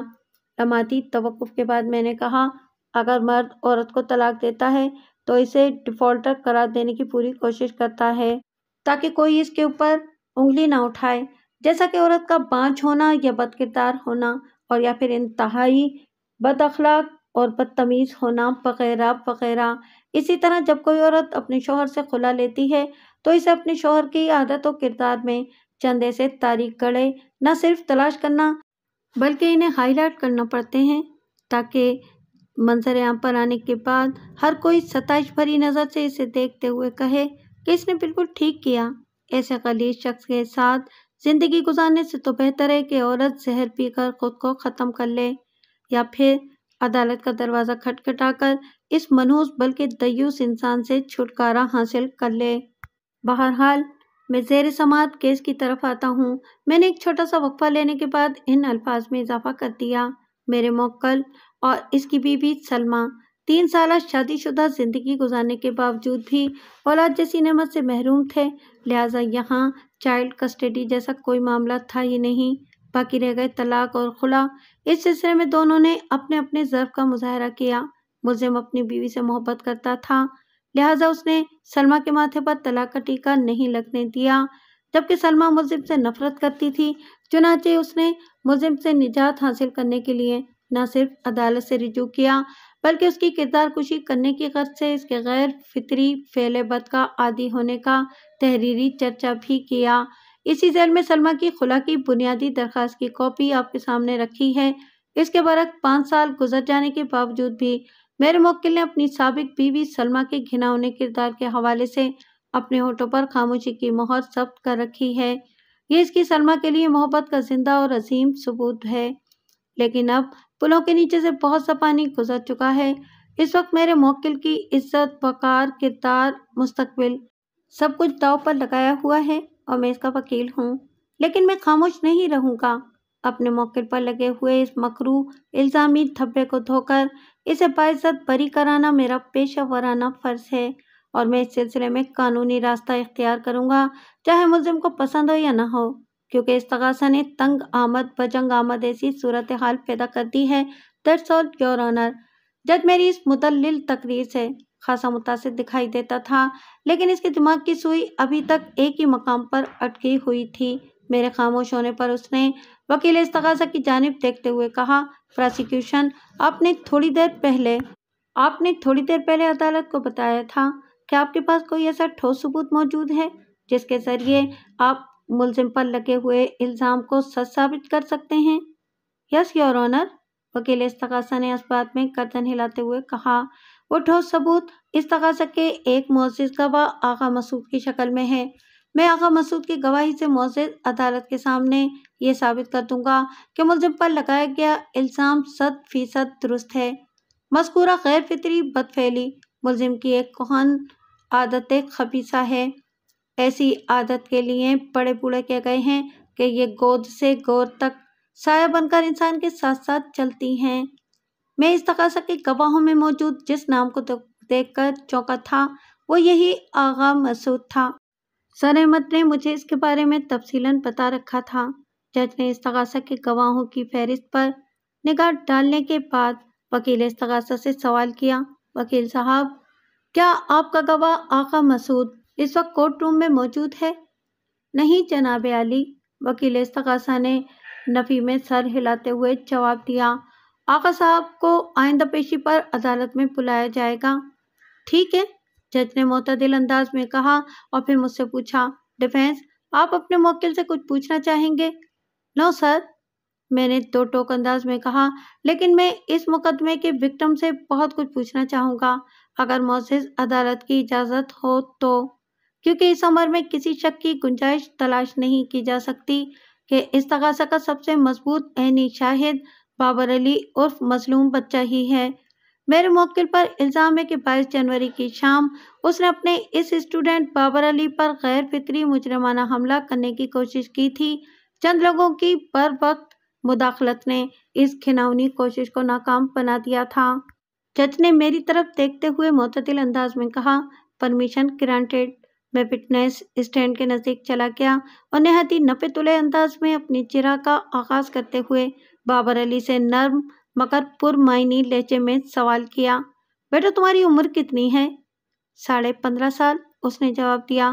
اگر میں غلط نہیں تو تم 10th کلاس کی تیاری کر رہے تھے؟ میں نے کہا۔ اس سال تم نے فائنل امتحانات دینا تھے یا؟ میں نے دانستہ جملہ ادھورا چھوڑا تو وہ جلدی سے بولا، میری قسمت بری کہ میں اس جھمیلے میں پھنس گیا ہوں۔ مجھے نہیں لگتا کہ میں اب امتحان بھی دے پاؤں گا۔ میرا 1 سال ضائع ہو جائے گا اور ذلت و رسوائی اس کے علاوہ ہے، اور یہ سب اس حبس پرست شک کی وجہ سے ہوا ہے۔ اس نے ایک کیوز باکس میں کھڑے ملزم احمد نوید کی جانب اشارہ کیا اور نفرت بھرے لہجے میں اضافہ کر دیا، ایسے بھیڑیوں کو بیچ چوراہے پر پھانسی دینی چاہیے۔ بابر علی ایسی روانی اور فراوانی سے بات کر رہا تھا جیسے اس کے ساتھ کچھ ہوا ہی نہ ہو۔ اس کے رویے سے صاف ظاہر ہو رہا تھا کہ پولیس اور استغاثہ نے خوب خم ٹھوک کر اسے میدان میں اتارا ہے۔ خیر، میں نے اس شاطر لڑکے کے حوالے سے بھی خاصی وسیع ریسرچ کر رکھی تھی، لیکن قبل اس کے کہ میں اس کے زہریلے دانتوں پر اپنے سوالات کا لیمو نچوڑتا، میں نے اسے اس کی اوقات میں لانے کے لیے زمینی حقائق کا ذکر کرنا ضروری جانا۔ برخوردار، میں نے اس کے چہرے پر نگاہ جما کر ٹھہرے ہوئے لہجے میں کہا، اپنے کالے کرتوتوں کی پردہ پوشی کرتے ہوئے قسمت کو الزام دینا ٹھیک نہیں۔ تمہاری بدقسمتی نے تمہیں اس جھمیلے میں نہیں پھنسایا، بلکہ گرم توے پر بیٹھنے کا فیصلہ تم نے خود کیا تھا، اور وہ بھی ایک تگڑی رقم کے عوض۔ میں نے ڈرامائی انداز میں توقف کیا اور پھر معنی خیز لہجے میں اضافہ کر دیا، گرم توے کا کام تو پکانا، جھلسانا اور جلانا ہی ہے۔ اگر تمہاری تشریف مبارک کسی اندیکھی اذیت میں مبتلا ہے تو اس میں اس بے زبان توے کا کیا قصور؟ اس کے چہرے پر ایک رنگ سا آ کر گزر گیا۔ میرے غیر محسوس غائبانہ حملے نے اسے اندر باہر سے ہلا کر رکھ دیا تھا۔ مجھے کوئی جواب دینے کی بجائے اس نے امداد طلب نظر سے وکیل استغاثہ کی طرف دیکھا۔ اس نازک موڑ پر میں سرکاری وکیل کی مداخلت کو ہرگز برداشت نہیں کر سکتا تھا، لہٰذا میں نے اس نوعمر مظلوم لڑکے کی سٹی گم کرنے کی غرض سے کہا، بابر علی، ابھی تھوڑی دیر پہلے تم نے مقدس آسمانی کتاب قرآن مجید پر ہاتھ رکھ کر سچ بولنے کا حلف اٹھاتے ہوئے معزز عدالت کے سامنے یہ الفاظ دہرائے تھے، میں جو بھی کہوں گا سچ کہوں گا اور سچ کے سوا کچھ نہیں کہوں گا۔ تم نے ایسا کہا تھا یا نہیں؟ جج جی، اس نے گڑبڑائے ہوئے لہجے میں جواب دیا، میں نے اسے کہا تھا۔ اسے اوتھ یا حلف یا قسم کہا جاتا ہے برخوردار، میں نے کہا، اور اگر کوئی شخص بالارادہ کسی عدالتی کارروائی کے کسی بھی مرحلے پر جھوٹا حلف اٹھائے یا کسی بھی نوعیت کی جھوٹی گواہی دے تو اس کا جھوٹ ثابت ہو جانے پر اسے کم سے کم 3 اور زیادہ سے زیادہ 7 سال کی سزا ہو سکتی ہے، اور ایسا شخص جرمانے کا مستوجب بھی ہوگا۔ اس سے تھوڑا آگے بڑھیں تو دفعہ 194 اور 195 کے تحت اگر کسی شخص کی جھوٹی گواہی سے کوئی ملزم سزائے موت یا عمر قید کی سزا پا جائے تو اس جھوٹی گواہی دینے والے کو بھی وہی سزا دی جائے گی جو ملزم کو دی گئی ہو۔ پہلے تو بابر علی کے چہرے پر ایک رنگ سا آ کر گزر گیا تھا، اور اب جب میں نے تعزیرات پاکستان مجریہ 1860 کی مختلف دفعات کی تفصیل بیان کی تو اس نوعمر مظلوم لڑکے کی حالت خراب ہو گئی۔ آبجیکشن یور آنر، وکیل استغاثہ فوراً اس کی مدد کو لبکا۔ میرے فاضل دوست زیر سماعت کیس کو ایک طرف رکھ کر گواہ کو ڈرانے، دھمکانے اور خوفزدہ کرنے کی کوشش کر رہے ہیں، انہیں ایسی حرکتوں سے باز رہنے کی تلقین کی جائے۔ جناب عالی، میں 110% اپنے ٹریک پر ہوں، میں نے پورے اعتماد اور توانا لہجے میں کہا، میں تو معصوم لڑکے کو قانون، اس کی مختلف دفعات اور ان سے متعلق سزاؤں کی آگاہی دے رہا ہوں تاکہ وہ ذہنی طور پر اپنے انجام کے لیے تیار ہو جائے، اور جہاں تک زیر سماعت مقدمے کی بات ہے تو میں نے لمحاتی توقف کر کے گہری سانس لی اور پھر کہا، اگر میرے موکل کو ایک سوچی سمجھی سازش کے تحت ایک گھناؤنے فعل کے الزام میں پھنسایا جا سکتا ہے تو ایسا کرنے والوں کو بھی قانون کی سوجھ بوجھ لازمی ہونی چاہیے، کیونکہ استغاثہ ایک ایسی لوڈڈ گن ہے جو کسی بھی وقت بیک فائر کر سکتی ہے۔ اگر میرے موکل پر لگائی گئی دفعات کا ذکر اس عدالت میں ہو سکتا ہے تو جھوٹے حلف اور جھوٹی گواہی سے متعلق دفعات کے تذکرے سے عدالت کا قیمتی وقت کیوں کر برباد ہو سکتا ہے؟ آبجیکشن اوور رولڈ، جج نے میری منطقی وضاحت کو اہمیت دیتے ہوئے فیصلہ کن انداز میں کہا، ڈیفینس پلیز کنٹینیو۔ بابر علی، میں نے اپنی جرح میں تیزی لاتے ہوئے گواہ سے سوال کیا، تم کتنے عرصے سے ملزم کے پاس بائیولوجی کی ٹیوشن پڑھنے جا رہے ہو؟ 7 یا 8 دن سے، اس نے بتایا۔ میری معلومات کے مطابق اس کیس کے ملزم اور میرے موکل احمد نوید المعروف بے سر احمد نے اپنے گھر ہی میں اکیڈمی کھول رکھی تھی جہاں شام میں وہ ٹیوشن پڑھایا کرتے تھے۔ بات کے اختتام پر میں نے سوالیہ نظر سے اس کی طرف دیکھا تو اس نے اثبات میں گردن ہلانے پر اکتفا کیا۔ کیا تم معزز عدالت کو بتاؤ گے کہ ملزم کے کوچنگ سینٹر یعنی احمد اکیڈمی کی ٹائمنگ کیا تھی؟ سپہر 5 بجے سے شام 8 بجے تک، اس نے بتایا۔ کیا تم بھی انہی اوقات میں ملزم سے بایولوجی پڑھنے آیا کرتے تھے؟ میں نے تیز لہجے میں استفسار کیا۔ جی ہاں، 22 جنوری کی شام 9 بجے استغاثہ کے مطابق تمہیں ملزم کے ساتھ اکیڈمی میں قابل اعتراض حالت میں دیکھا گیا تھا۔ میں نے کڑے لہجے میں سوال کیا۔ جن لوگوں نے تم دونوں کو پکڑا ان میں اس عمارت کے دیگر کرایہ دار اور گلی کے 1-2 افراد بھی شامل تھے۔ وہ سب تمہاری چیخ و پکار اور دہائی سن کر اکیڈمی کی جانب متوجہ ہوئے تھے۔ تم نے ان لوگوں کو بتایا کہ ملزم تمہارے ساتھ زبردستی کرنے کی کوشش کر رہا تھا، جسے قانون کی زبان میں غیر فطری فعل بد کی غرض سے مجرمانہ حملہ کرنا کہا جاتا ہے۔ تمہارے شور مچانے پر لوگ اکیڈمی میں گھس گئے اور ملزم کو اپنے مذموم عزائم پورے کرنے کا موقع نہ مل سکا۔ جی یہی سچ ہے، وہ ڈھٹائی سے بولا۔ تمہارے کہنے کے مطابق احمد اکیڈمی میں 5 بجے سے 8 بجے تک ٹیوشن کی کلاس چلتی تھی اور 8 سوا 8 تک تمام اسٹوڈنٹ اپنے گھر چلے جاتے تھے، اور حقیقت بھی یہی ہے۔ میں نے بابر علی کے چہرے کے تاثرات کا جائزہ لیتے ہوئے چپتے ہوئے لہجے میں سوال کیا۔ پھر تم وقوع کے روز یعنی کہ 20 جنوری کی رات 9 بجے احمد اکیڈمی میں کیا کر رہے تھے؟ سر نے مجھے ایک ضروری کام سے روک لیا تھا۔ کیا تم اس ضروری کام کی وضاحت کرو گے؟ وکیل استغاثہ اس دوران میں شانت کھڑا میری جرح کے انداز کا جائزہ لے رہا تھا۔ اسے ایسا ہی لگ رہا تھا کہ میرے اس ٹائپ کے سوالات دراصل استغاثہ ہی کو مضبوط اور مستحکم کر رہے ہیں۔ وہ نہیں جانتا تھا کہ میں استغاثہ کے ساتھ کون سا ہینڈ کرنے جا رہا ہوں۔ میں نے جیسا سوچا تھا سب کچھ اس کے الٹ ہوا۔ وہ ماندانہ نظر سے ملزم کو دیکھنے کے بعد میری جانب متوجہ ہوتے ہوئے کڑوے لہجے میں بولا، ایک روز پہلے میں نے سر سے کہا تھا کہ میری بایولوجی کافی کمزور ہے اور امتحانات سر پر کھڑے ہیں، کیا کوئی راستہ نکل سکتا ہے؟ ایسا میں نے اس لیے پوچھا تھا کہ سر احمد کا شمار ان ٹیچرز میں ہوتا ہے جو میٹرک کے پیپر سیٹ کرتے ہیں۔ اس نے مجھ سے کہا کہ پریشان ہونے کی ضرورت نہیں، کل شام میں تمہیں بایولوجی کا کوسچن پیپر مل جائے گا، لیکن تمام اسٹوڈنٹس کے جانے کے بعد، اور یہ تاکید بھی کی کہ میں کسی اور اسٹوڈنٹ سے اس کا ذکر نہ کروں۔ میں نے سر کی بات کا یقین کر لیا، اس لیے میں 22 جنوری کی شام چھٹی کے بعد اکیڈمی میں رک گیا تھا۔ بات نامکمل چھوڑ کر اس نے ایک مرتبہ پھر کینہ توز نظر سے میرے موکل کو دیکھا اور پھر کہا، مجھے کیا پتا تھا کہ یہ شیطان بایولوجی کا پیپر دینے کے بہانے میرے ساتھ ارادہ بد رکھتا ہے۔ اللہ کا شکر ہے کہ لوگوں کی بروقت مداخلت سے میری عزت بچ گئی، ورنہ معلوم نہیں یہ درندہ میرا کیا حشر کرتا۔ اس کی ایکٹنگ لاجواب تھی، مگر اسے معلوم نہیں تھا کہ میرے پاس اس کی باکمال اداکاری کا اینٹی ڈوٹ موجود ہے۔ اس کے خاموش ہونے پر میں نے جارحانہ انداز میں سوال کیا، تمہیں کیسے معلوم کہ ملزم کا شمار ان ٹیچرز میں ہوتا ہے، محکمہ تعلیم جن سے کوسچن پیپرز کی تیاری کا کام لیتا ہے؟ یہ بات تو کئی لوگ جانتے ہیں، وہ بے پرواہی سے بولا۔ کیا ان کئی لوگوں میں اس پرائیویٹ اسکول کا اسٹاف بھی شامل ہے جہاں ملزم ٹیچنگ کی جاب کرتا تھا؟ میں نے تیز لہجے میں استفسار کیا۔ جی بالکل، وہ احتیاط کا دامن ہاتھ سے چھوڑتے ہوئے عام سے لہجے میں بولا، وہ لوگ تو سب سے زیادہ جانتے ہیں۔ جناب عالی، میں نے روئے سخن جج کی جانب موڑتے ہوئے ٹھوس انداز میں کہا، استغاثہ کا پرائم وٹنس معصوم اور مظلوم لڑکا صریحاً جھوٹ بول رہا ہے۔ میرا موکل کبھی بھی پیپر سیٹر نہیں رہا۔ اس بات کی تصدیق محکمہ تعلیم کے متعلقہ ذمہ دار افسران سے کی جا سکتی ہے۔ ویسے میں نے صفائی کے گواہوں کی فہرست میں ملزم والے پرائیویٹ اسکول کے پرنسپل جناب امتیاز حسین کا نام بھی لکھا ہوا ہے۔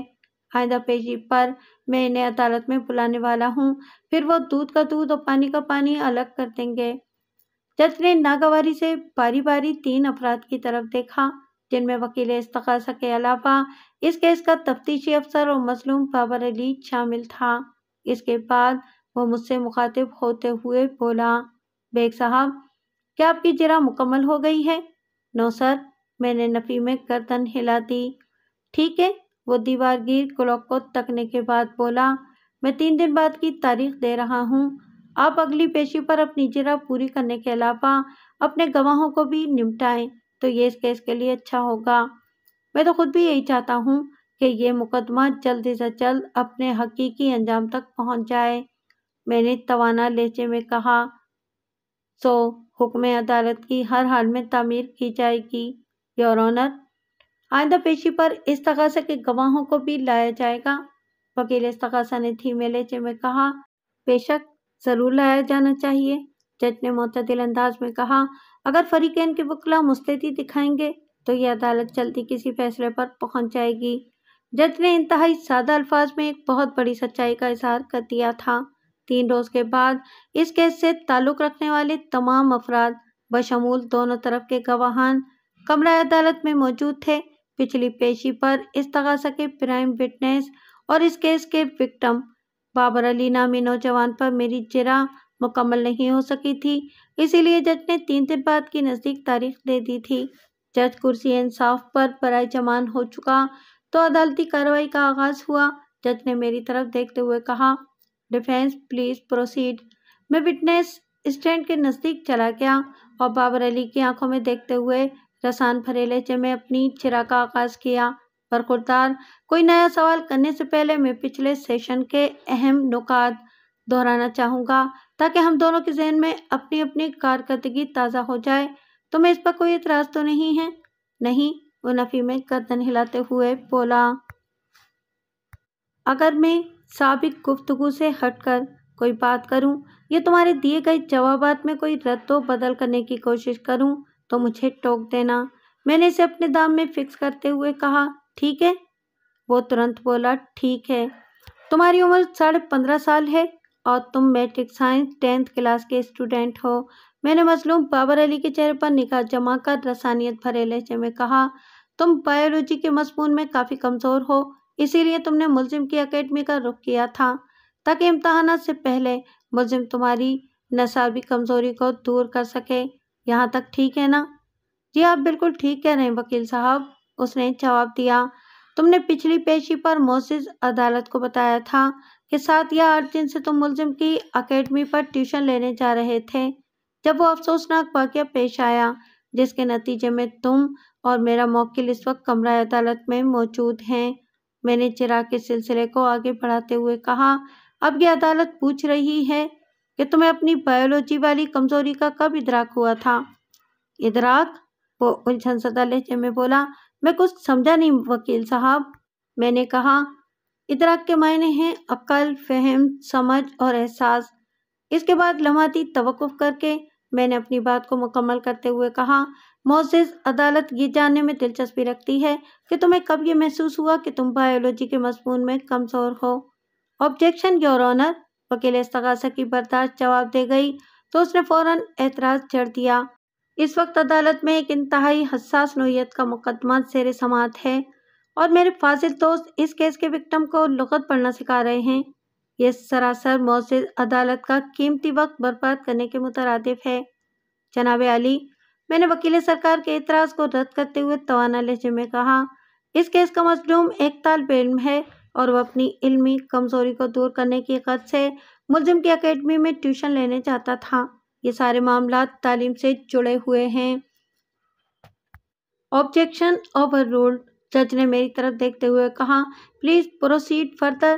میں نے بابر علی کی آنکھوں میں آنکھیں ڈال کر اپنا سوال دہرا دیا، برخوردار، تمہیں کب معلوم ہوا کہ بایولوجی کی ٹیوشن لینا ناگزیر ہے ورنہ تم اس مضمون میں پاس نہیں ہو سکو گے؟ یہی کوئی 10-15 دن پہلے، اس نے متذبذب لہجے میں جواب دیا۔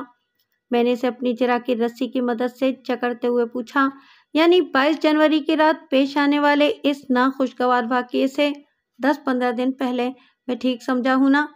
جی، اس نے اس بات میں گردن ہلاتے ہوئے مختصر جواب دیا۔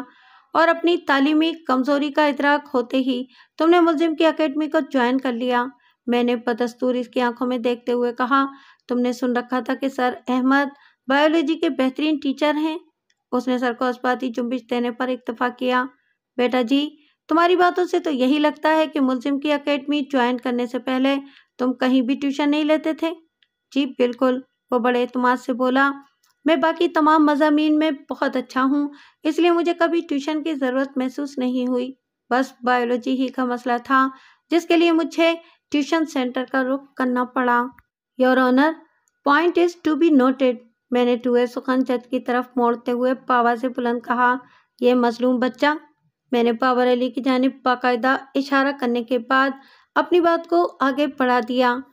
بایولوجی کے علاوہ باقی تمام مضامین میں بہت اچھا تھا۔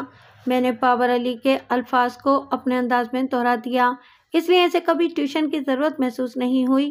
ملزم کی احمد اکیڈمی کو جوائن کرنا ٹیوشن کی دنیا میں اس کا پہلا تجربہ تھا۔ وکیل استغاثے کے چہرے پر متعدد اقسام کی الجھنوں کا ایک جال سا پھیل گیا۔ بے ساختہ اس کے منہ سے نکلا، تو اس میں نوٹ کرنے والی کون سی بات ہے؟ میں نے برہم وکیل استغاثہ کے سوال کا جواب دینا ضروری نہ جانا اور جج سے مخاطب ہوتے ہوئے کہا، جناب عالی، میں صفائی کے 2 گواہوں کو پیش کرنے کی اجازت چاہتا ہوں۔ پرمیشن گرانٹڈ، جج نے معتدل انداز میں کہا۔ میرے پہلے گواہ کا نام ہے رضوان خان، میں نے ٹھہرے ہوئے لہجے میں کہا۔ رضوان خان اسٹڈی سینٹر کے نام سے ایک کوچنگ اکیڈمی چلاتے ہیں اور مظلوم بچہ 14 جنوری تک اسٹڈی سینٹر کا ایک باقاعدہ اسٹوڈنٹ رہا ہے۔ میرے انکشاف نے وکیل استغاثہ اور انکوائری آفیسر کے ہوش اڑا دیے۔ وہ حد درجہ پریشان اور الجھے ہوئے چہرے دکھائی دے رہے تھے۔ میں نے باری باری ان کے چہروں کا جائزہ لیا اور اپنے گواہ کی جانب متوجہ ہو گیا۔ رضوان خان نے وٹنس اسٹینڈ پر کھڑے ہو کر سچ بولنے کا حلف اٹھایا، تو میں اس کا بیان ریکارڈ ہو جانے کے بعد حرکت میں آ گیا۔ خان صاحب، میں نے باور علی کی جانب اشارہ کرتے ہوئے معتدل انداز میں سوال کیا، کیا آپ اس لڑکے کو جانتے ہیں؟ جی بالکل، یہ میرا اسٹوڈنٹ ہے، اس نے اس بات میں جواب دیا۔ اس سال کے پہلے مہینے میں اس نے مجھ سے 10 دن کی چھٹی لی تھی۔ یہ اپنی فیملی کے ساتھ شمالی علاقہ جات کی سیر کو جانے کا ارادہ رکھتا تھا۔ امتحانات میں ابھی کافی وقت تھا، اس لیے میں نے اسے چھٹی دے دی تھی۔ آپ نے چھٹی کے جن 10 دنوں کا ذکر کیا ہے، انہیں تاریخوں کے حساب سے تو بتائیں۔ 15 سے 25 جنوری، اس نے بتایا۔ بابر علی، آپ کے پاس بایولوجی کی ٹیوشن ہی پڑھنے آیا کرتا تھا یا اس کے علاوہ کسی اور مضمون کے بھی؟ میں نے چراغ کے سلسلے کو دراز کرتے ہوئے کہا۔ فزکس، کیمسٹری اور بایولوجی، اس نے بتایا۔ میں اپنے سینٹر میں صرف یہی مضامین پڑھاتا ہوں۔ رضوان صاحب، کیا آپ اس عدالت کو بتانا پسند کریں گے کہ بابر علی کتنے عرصے سے آپ کے سینٹر پر آ رہا تھا؟ پچھلے 1 سال سے، اس نے ٹھوس انداز میں جواب دیا۔ اس میں چند دن کی کمی بیشی ہو سکتی ہے۔ اتنا تو چلے گا، میں نے سرسری انداز میں کہا اور پھر اپنی جرح کو موقوف کرنے سے پہلے وکیل استغاثہ کی طرف دیکھتے ہوئے ان الفاظ میں اضافہ کر دیا، my dear counsellor, your witness. وہ ماندانہ نظر سے مجھے گھورتے ہوئے سپاٹ آواز میں بولا، نو کوسچن۔ میرا دوسرا گواہ ہے ایک پرائیویٹ اسکول کا پرنسپل، میں نے پورے اعتماد لہجے میں کہا، وہی اسکول جہاں میرا موکل اور اس کیس کا ملزم احمد نوید ایک سائنس ٹیچر کی حیثیت سے اپنے فرائض سر انجام دے رہا تھا۔ میں نے جج کی جانب دیکھتے ہوئے اپنی بات کو آگے بڑھایا۔ میں نے پچھلی پیشی پر پرنسپل صاحب کی گواہی کا ذکر کیا تھا۔ جج نے سر کو اثباتی جنبش دی تو امتیاز حسین فٹنس اسٹینڈ پر پہنچ گیا۔ اس کا بیان حلفی ریکارڈ ہو چکا تو میں چراغ کے لیے اس کے نزدیک پہنچ گیا۔ سر، میں نے پرنسپل کے چہرے پر نگاہ جما کر اپنے کام کا آغاز کیا۔ میں جانتا ہوں آپ بہت مصروف انسان ہیں، اس لیے میں آپ کا زیادہ وقت نہیں لوں گا۔ میں نے آپ کو یہاں صرف ایک سوال کے جواب کے لیے بلایا ہے۔ امید ہے آپ سچ کو عدالت میں بیان کرتے ہوئے کسی تردد یا ہچکچاہٹ کا مظاہرہ نہیں کریں گے۔ کیوں نہیں؟ ضرور، وہ ٹھہرے ہوئے لہجے میں بولا۔ آپ مجھ سے جو بھی پوچھیں گے میں اس کا 100% درست جواب دوں گا۔ ویری گڈ، میں نے توصیفی نظر سے اسے دیکھا اور کہا، سر، احمد نوید کافی عرصے سے آپ کے اسکول میں پڑھا رہے تھے، آپ ان کے ماضی اور حال سے بخوبی واقف ہیں۔ کیا آپ کو یہ معلوم ہے کہ سر احمد کا شمار ان ٹیچرز میں ہوتا ہے ایجوکیشن ڈپارٹمنٹ جن سے پیپرز تیار کرنے کا کام لیتا ہے؟ میرا اشارہ پیپر سینٹر کی طرف ہے۔ ہرگز نہیں، وہ پوری قطعیت سے نفی میں گردن ہلاتے ہوئے بولا۔ سر احمد کا پیپر سیٹر ہونا کوئی ناممکن سی بات ہے وکیل صاحب، اور اس کی ایک تکنیکی وجہ بھی ہے۔ عدالت وہ وجہ جاننے میں دلچسپی رکھتی ہے، میں نے معتدل انداز میں کہا۔ سر احمد ایک پرائیویٹ اسکول ٹیچر ہیں اور محکمہ تعلیم اس نوعیت کے حساس کام قابل بھروسہ اور لائق و فائق گورنمنٹ ٹیچرز اور دیگر ایکسپرٹس ہی سے کرواتا ہے۔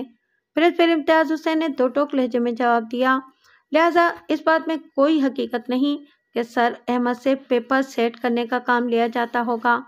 بہت شکریہ پرنسپل صاحب، میں نے ممنونیت بھرے لہجے میں کہا، پھر جج کی جانب دیکھتے ہوئے ان الفاظ میں اضافہ کر دیا، that's all your owner. Prosecution.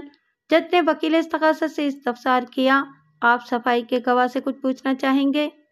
ایک مرتبہ پھر اس کی گردن نے نفی میں حرکت کی اور شکست خوردہ انداز میں اس نے جواب دیا، نو سر۔ اس کے بعد استغاثہ کی جانب سے 4 گواہ پیش کیے گئے، جن میں سے 2 عابد اور مقصود تو اسی بلڈنگ کے رہائشی تھے جہاں ملزم ایک کرایہ دار کی حیثیت سے رہتا تھا، اور باقی 2 افراد علی نواب اور عالمگیر کا تعلق اسی گلی سے تھا۔ یہ چاروں افراد بابر علی کی چیخ و پکار کے نتیجے میں احمد اکیڈمی میں گھسے تھے۔ وہ لوگ اس واقعے کے بارے میں اتنا ہی جانتے تھے جتنا بابر علی نے انہیں روتے ہوئے بتایا تھا۔ ان میں سے کوئی ایک بھی ملزم کی کسی بدفعلی کا عینی شاہد نہیں تھا۔ میری نظر میں عابد، مقصود، علی نواب اور عالمگیر کے بیانات استغاثے کے لیے فائدہ مند تھے اور نہ ہی ڈیفینس کے لیے نقصان دہ، خاص طور پر ان حالات کی روشنی میں جو میں نے رضوان خان اور امتیاز حسین کی بھاری گواہی سے پیدا کر دیے تھے۔ چنانچہ میں نے ان چاروں سود و زیاں سے مبرہ گواہوں پر زیادہ وقت صرف کرنا مناسب نہ سمجھا اور انہیں چند منٹ میں ہی فارغ کر دیا۔ عدالت کا وقت ختم ہونے میں صرف 5 منٹ باقی رہ گئے تھے، لہٰذا جج نے اگلی تاریخ دینے سے پہلے وکیل استغاثہ سے سوال کیا، آئندہ پیشی پر آپ اپنے گواہوں کو نمٹا دیں گے نا؟ یس سر، وہ بڑے جوش سے بولا۔ اگلی پیشی پر میں استغاثہ کے ایک ایسے گواہ کو عدالت میں بلانے والا ہوں جو ملزم کے کالے کرتوتوں کا پردہ فاش کر دے گا۔ وہ شخص ملزم کو بچپن سے جانتا ہے اور اس کی اس کبھی عادت کو بھی، جس نے اس بد کردار انسان کو بالآخر عدالت میں گھسیٹ لیا ہے۔ یہی وجہ ہے کہ اس وقت یہ بھری عدالت میں گردن جھکائے کھڑا ہے۔ اسے اپنے کیے پر شرمندگی ہے، مگر وہی بات کہ اپنا گناہ تسلیم کرنے کا حوصلہ اور ضعف کسی کسی میں ہوتا ہے، جو کہ اس بندے میں تو بالکل نہیں ہے۔ جج کے ایک سیدھے سادے سوال کے جواب میں وکیل استغاثہ نے گویا ایک تقریر کر ڈالی تھی۔ یہ اس گھٹن کا نتیجہ تھا جو میں نے موجودہ اور گزشتہ 2 پیشیوں پر بے لاگ اور بے دریغ جرح کر کے اس کے اندر بھر دی تھی۔ مواد کو تو نکلنے کا بہانہ اور راستہ چاہیے ہوتا ہے۔ وکیل استغاثہ نے اپنے جس ناوک کا ذکر کیا تھا، میں اسے غائبانہ طور پر اچھی طرح جان چکا تھا۔ احمد نوید نے مجھے اپنے اس ازلی اور ابدی دشمن کے بارے میں تفصیلاً بتا رکھا تھا، اور بہت ساری ریسرچ بھی میں نے خود بھی کی تھی۔ اس شخص کا نام تھا آغا مسعود۔ آغا مسعود شہر کا ایک معروف بلڈر تھا اور سر احمد نوید کی سابقہ بیوی سلمیٰ کا موجودہ شوہر بھی۔ وکیل استغاثہ کے طویل جواب کے بعد جج نے مجھ سے پوچھا، بیگ صاحب، آپ کے جو گواہ رہ گئے ہیں انہیں اگلی پیشی پر بلا لیں؟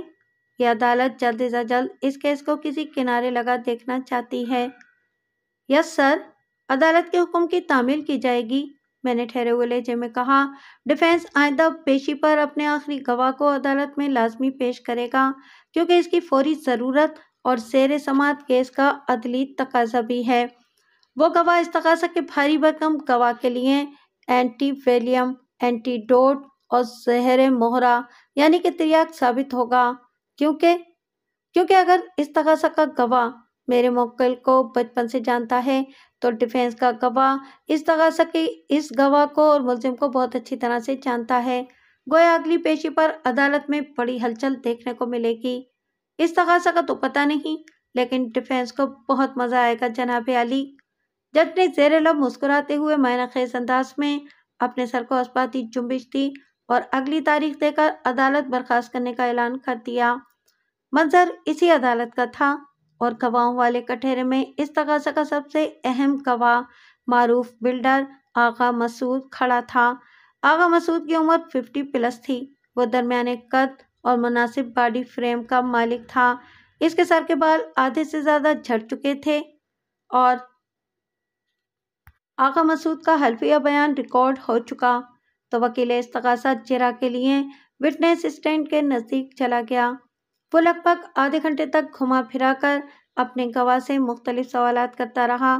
اس جرح کا لب لباب یہ تھا کہ گواہ ملزم کو بچپن سے جانتا ہے، وہ ایک ساتھ کھیل کود کر بڑے ہوئے تھے، حتیٰ کہ کالج کے زمانے تک وہ ایک دوسرے کے کلاس فیلو بھی رہے تھے، پھر ان کے شعبے اور راہیں جدا ہو گئیں۔ اس سوال و جواب کا فوکس صرف ایک نقطے پر تھا کہ ملزم اپنے بچپن ہی سے اس بدفعلی کا شوقین اور عادی رہا تھا جس کے الزام میں وہ ایک ملزم کی حیثیت سے اس وقت عدالت میں موجود تھا، وغیرہ وغیرہ۔ میں اپنی باری پر جج کی اجازت سے اس تقاضا کے گواہ آغا مسعود کے قریب پہنچ گیا اور اپنے مخصوص زہریلے اور کٹیلے انداز میں جرا کا آغاز کر دیا۔ مسعود صاحب، میں نے اس کے چہرے پر نگاہ جماتے ہوئے پوچھا، کیا میں آپ کو صرف آغا صاحب کہہ کر مخاطب کر سکتا ہوں؟ ٹھیک ہے، اس سے مجھے کوئی فرق نہیں پڑتا۔ میں آپ کی اس روشن خیالی اور دریا دلی کے لیے بے حد مشکور ہوں آغا صاحب، میں نے گہری سنجیدگی سے کہا اور پھر بابر علی کی جانب اشارہ کرتے ہوئے دریافت کیا، کیا اس نوجوان کو جانتے ہیں آپ؟ ذاتی طور پر تو نہیں جانتا، لیکن اتنا مجھے معلوم ہے کہ ملزم نے اس وقت کون سا ظلم توڑنے کی کوشش کی تھی، اور آپ اسی سلسلے میں گواہی دینے عدالت میں حاضر ہوئے ہیں۔ میں نے کہا، آپ کو یقین ہے کہ ملزم نے واقعتاً اس نوجوان کو اپنی مذموم خواہش کی بھینٹ چڑھانے کی کوشش کی تھی؟ جی بالکل، اس نے مختصر جواب دیا۔ آپ اس شہر کے معروف بلڈر ہیں آغا صاحب، میں نے جرا کے سلسلے کو دھیرے دھیرے آگے بڑھاتے ہوئے کہا۔ آپ کے آدھی درجن پروجیکٹ پر اس وقت تعمیراتی کام جاری ہے۔ اتنے بڑے سیٹ اپ کو مینیج کرنے کے لیے آپ نے درجنوں ہنرمند افراد کو اپنے ہاں روزگار فراہم کر رکھا ہے۔ آپ کے اسٹاف میں ایک صاحب ہوتے ہیں، درمیانہ قد، گھنی مونچھیں، چہرے پر زخم کا نشان اور توند کسی مٹکے کو شرماتی ہوئی۔ کچھ یاد آ رہا ہے آغا صاحب؟ آپ عقیل عباسی کی بات کر رہے ہیں؟ ہاں بالکل، میں نے تصدیقی انداز میں کہا۔ ہاں، میں عباسی صاحب کو کافی عرصے سے جانتا ہوں، وہ اس بات میں سر ہلاتے ہوئے بولا۔ وہ میری کنسٹرکشن کمپنی میں سائٹ سپروائزر کی حیثیت سے کام کرتے ہیں۔ آپ کا بہت بہت شکریہ آغا صاحب۔ اس نے الجھن زدہ نظر سے مجھے دیکھا اور پوچھے بنا نہ رہ سکا، وکیل صاحب، آپ کس بات کے لیے میرا شکریہ ادا کر رہے ہیں؟ اس بات کے لیے کہ آپ نے عقیل عباسی کو پہچاننے سے انکار نہیں کیا، میں نے معنی خیز انداز میں کہا۔ حالانکہ اگر آپ ایسا کرتے تو اس میں آپ ہی کا فائدہ تھا۔ آپ کی بات میری سمجھ میں نہیں آئی وکیل صاحب، وہ ناگواری سے مجھے دیکھتے ہوئے بولا۔ کیا آپ اس بات کی وضاحت کر سکتے ہیں؟ آبجیکشن یور آنر، قبل اس کے کہ میں گواہ کی الجھن کو سلجھن میں بدلنے کی کوئی سبیل نکالتا، وکیل استغاثہ ہمارے بیچ کسی ریسلنگ ریفری کے مانند کود پڑا۔ ڈیفینس استغاثہ کے معزز گواہ کو ادھر ادھر کی غیر متعلق باتوں میں الجھا کر عدالت کی کارروائی کو ڈی ٹریک کرنے کے لیے تاخیری حربے استعمال کرنے کی کوشش کر رہے ہیں۔ انہیں ایسی حرکتوں سے باز رہنے کی تاکید کی جائے۔ ڈیفینس، جج نے مجھ سے مخاطب ہوتے ہوئے پوچھا، کیا آپ کے اس تبصرات کا زیر سماعت مقدمے سے کوئی تعلق ہے؟ بہت گہرا تعلق ہے جناب عالی، میں نے ایک لفظ پر دباؤ ڈالتے ہوئے جواب دیا، اتنا گہرا کہ میری وضاحت کے بغیر اس کی گہرائی کو ناپنا ممکن نہیں ہے۔ آپ کو عدالت وضاحت کا موقع دے رہی ہے، جج نے فراخ دلی کا مظاہرہ کرتے ہوئے کہا۔ تھینک یو یور آنر، میں نے گردن کی ہلکی سی اثباتی جنبش سے جج کا شکریہ ادا کیا، پھر وضاحت کرتے ہوئے کہا، جناب عالی، اس کیس میں استغاثہ کے مطابق مفعول اور میرے مطابق دروغ کو نوجوان بابر علی محروم الوالد ہے۔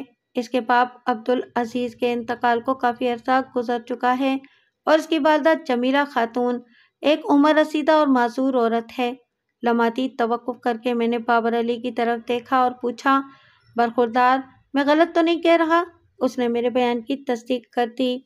جناب عالی، میں نے دوبارہ جج کی طرف متوجہ ہوتے ہوئے کہا، یعنی اس گھر کی معیشت کو چلانے کا کوئی بندوبست نہیں ہے، اور بابر میٹرک کا اسٹوڈنٹ بھی ہے، اس کے اپنے تعلیمی اخراجات ہیں۔ ایسے میں نے ڈرامائی انداز میں توقف کیا اور پھر کہا، ایسے میں اس دنیا میں ایک ایسا شخص بھی موجود ہے جو ہر ماہ باقاعدگی کے ساتھ اس فیملی کی مالی مدد کرتا ہے، اور اس نیک دل انسان کا نام ہے عقیل عباسی، جو رشتے میں بابر علی کا اکلوتا اور سگا ماموں لگتا ہے۔ وہ استغاثہ کے معزز گواہ آغا صاحب کی کنسٹرکشن کمپنی میں سائٹ سپروائزر کی حیثیت عرصہ دراز سے کام کر رہا ہے، لیکن حیرت کی بات یہ ہے کہ آغا صاحب اپنے دیرینہ ملازم کے اکلوتے بھانجے کو پہچاننے سے انکاری ہیں۔ اس کے بعد تو میرا سوال بلکہ سوالات اٹھانا بنتا ہے نا جناب عالی؟ اوور رولڈ، जज ने ठोस अंदाज में कहा। फिर मेरी तरफ देखते हुए इन अल्फाज में इजाफा कर दिया, डिफेंस प्लीज कंटिन्यू।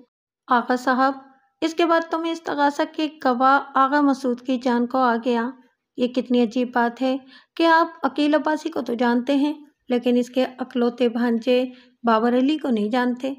क्या आप मोअज़्ज़िज़ अदालत को अपनी इस गड़बड़ घोटाला जानकारी का सबब बताना पसंद करेंगे? उसके चेहरे पर एक रंग सा आकर गुजर गया।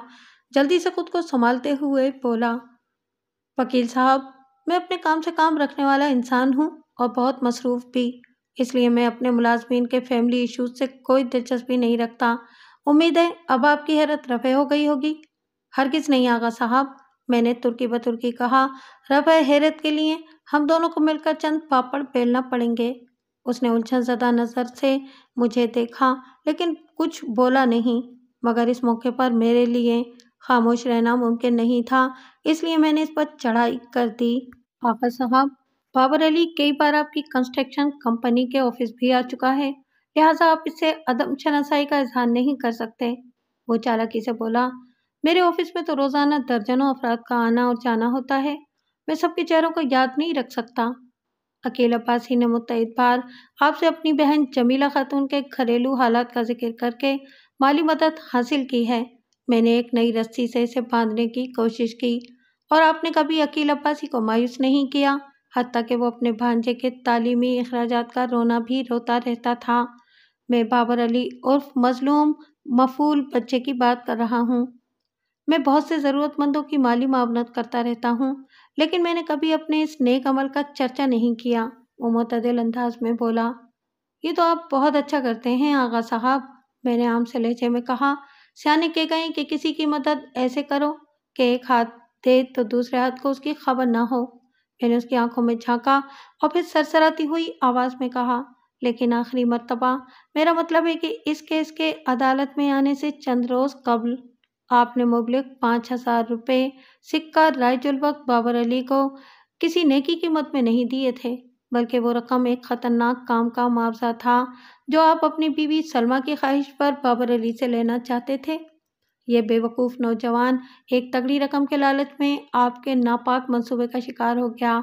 उसने आपके हाथों का खिलौना बनकर एक मुअज़्ज़िज़ और मोहतरम बाकिरदार उस्ताद पर ऐसा घिनौना इल्ज़ाम लगाया कि जिसके नतीजे में इस वक्त हम सब अदालत में मौजूद हैं। आप बकवास कर रहे हैं। वो अचानक फट पड़ा, मैंने इस बच्चे को किसी भी काम के लिए 5,000 रुपये नहीं दिए। आप खामखा मुझे घेरने की कोशिश कर रहे हैं। मैंने इसकी लग़वियात पर भरम होने के बजाय नहायत ही संजीदा और तंबीह करने वाले अंदाज में कहा, आगा मसूद, मैं तुमसे इन 5,000 रुपयों का हिसाब बाद में करूँगा। मौजूदा सूरत हाल के तकाज़ों को देखते हुए आपसे तुम पर आना लाजमी ठहरा था। फ़िलहाल मैं तुम्हारी वसी जानकारी का ऑपरेशन क्लीन अप करने का इरादा रखता हूँ। वो फिक्रमंदी से मुझे तकने लगा। एक बात तो बिल्कुल वाज़ेह थी कि मेरी कड़ी जिरह ने इसके तागूती पाए इस्तकामत में लर्जिश पैदा कर दी थी। वो बार बार पसीना पोंछते हुए इमदाद तलब नज़र से वकील इस्तगासा को देख रहा था, लेकिन मैं वकील सरकार को किसी गैर नसाबी सरगर्मी का मौका देने का रवादार नहीं था, इसलिए मैंने तूफ़ानी अंदाज में आगा मसूद पर धावा बोल दिया। तुमने वकील इस्तगासा की जिरह के जवाब में मुलजिम से अपनी पहचान और जानकारी के झेल में ज़मीन आसमान एक कर दिए हैं, लेकिन तुम्हारा जोर सिर्फ और सिर्फ इस बात पर रहा है कि मुलजिम बचपन ही से एक गैर अखलाकी आदत में मुब्तला रहा है और वक्त के साथ साथ वो आदत बद इतनी पुख्ता हो चुकी है कि इस उम्र में भी वो इस कभी फैल से निजात हासिल नहीं कर सका। मैंने कड़े लहजे में कहा, हालांकि तुम दोनों के बचपन और जवानी में और भी बहुत सारे मामलात ऐसे हैं जिनका तुमने हल्का सा भी जिक्र करना ज़रूरी नहीं समझा, क्योंकि इन वाक़यात से तुम्हारी असलियत खुल जाने का अंदेशा था। और मेरी ज़िंदगी में ऐसा कुछ भी नहीं है कि जिसे छुपाना मेरी मजबूरी बन जाए।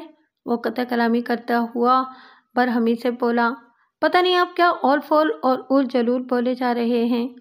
सब पता चल जाएगा कि मैं तुम्हें क्या याद दिलाने की कोशिश कर रहा हूँ। मैंने इसे घूरा और इस्तफसार किया, जैसा कि तुमने वकील इस्तगासा को बताया कि मुलजिम के साथ खेलने कूदने वाला कोई भी बच्चा उसके शर से महफूज नहीं था। क्या तुम मुअज़्ज़िज़ अदालत को बताना पसंद करोगे कि तुम कितनी बार मुलजिम के जुल्म का शिकार हुए थे? एक बार भी नहीं। वो गुस्से से लाल पीला होते हुए बोला, अगर ये मुझ पर ट्राई मारता تو میں اس کا منہ توڑ ڈالتا۔ تو تم معزز عدالت کو یہ بتانے کی کوشش کر رہے ہو کہ دوسرے بچوں کے ہاتھ پاؤں سلامت تھے اور نہ ہی ان کے جسم میں اتنی طاقت تھی کہ تمہاری طرح وہ بھی ملزم کا منہ توڑ ڈالتے۔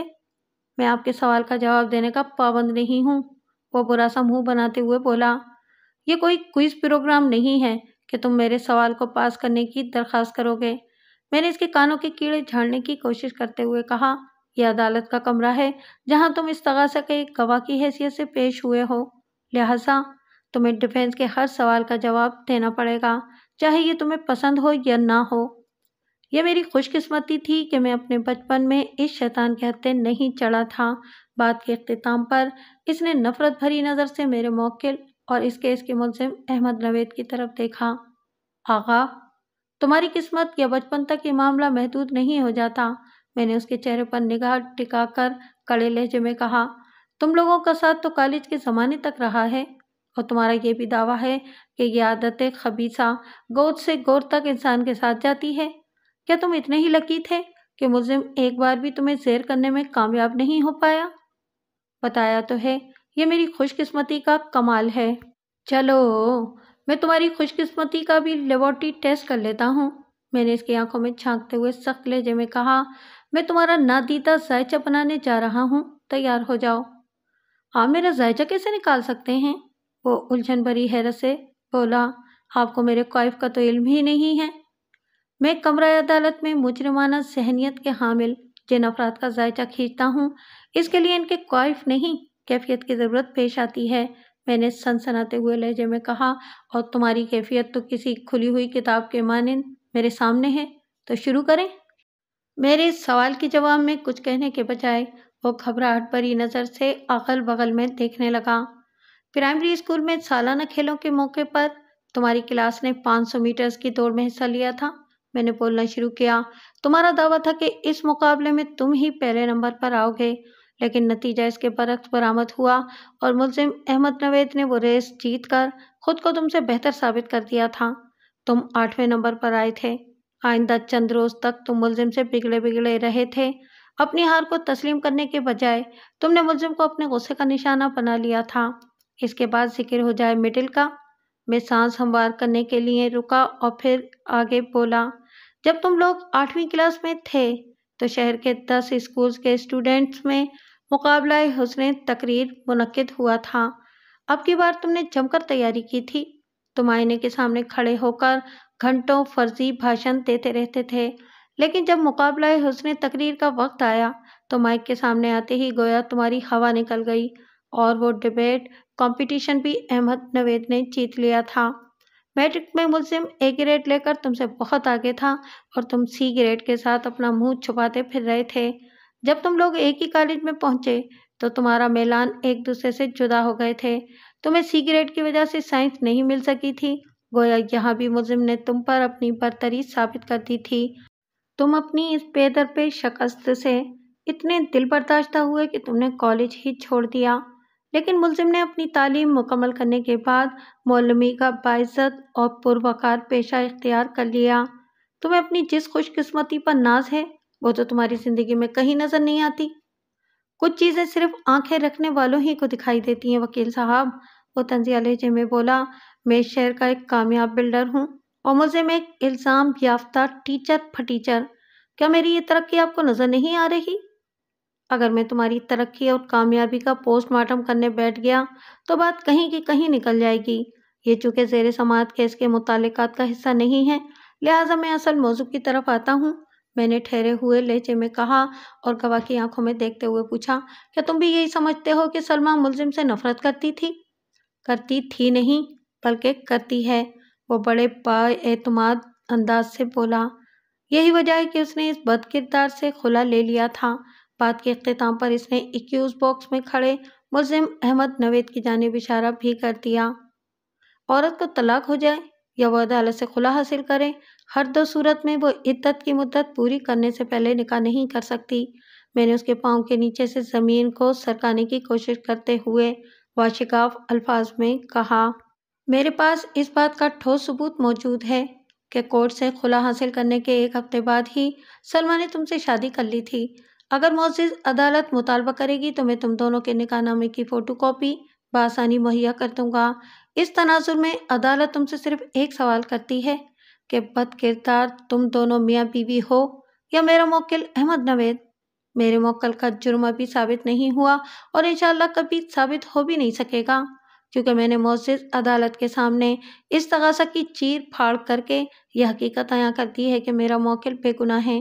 اسے ایک گہری سازش کے تحت اس جھمیلے میں پھنسایا گیا ہے، جبکہ تم دونوں پچھلے 3 سال سے گناہ آلود زندگی گزار رہے ہو۔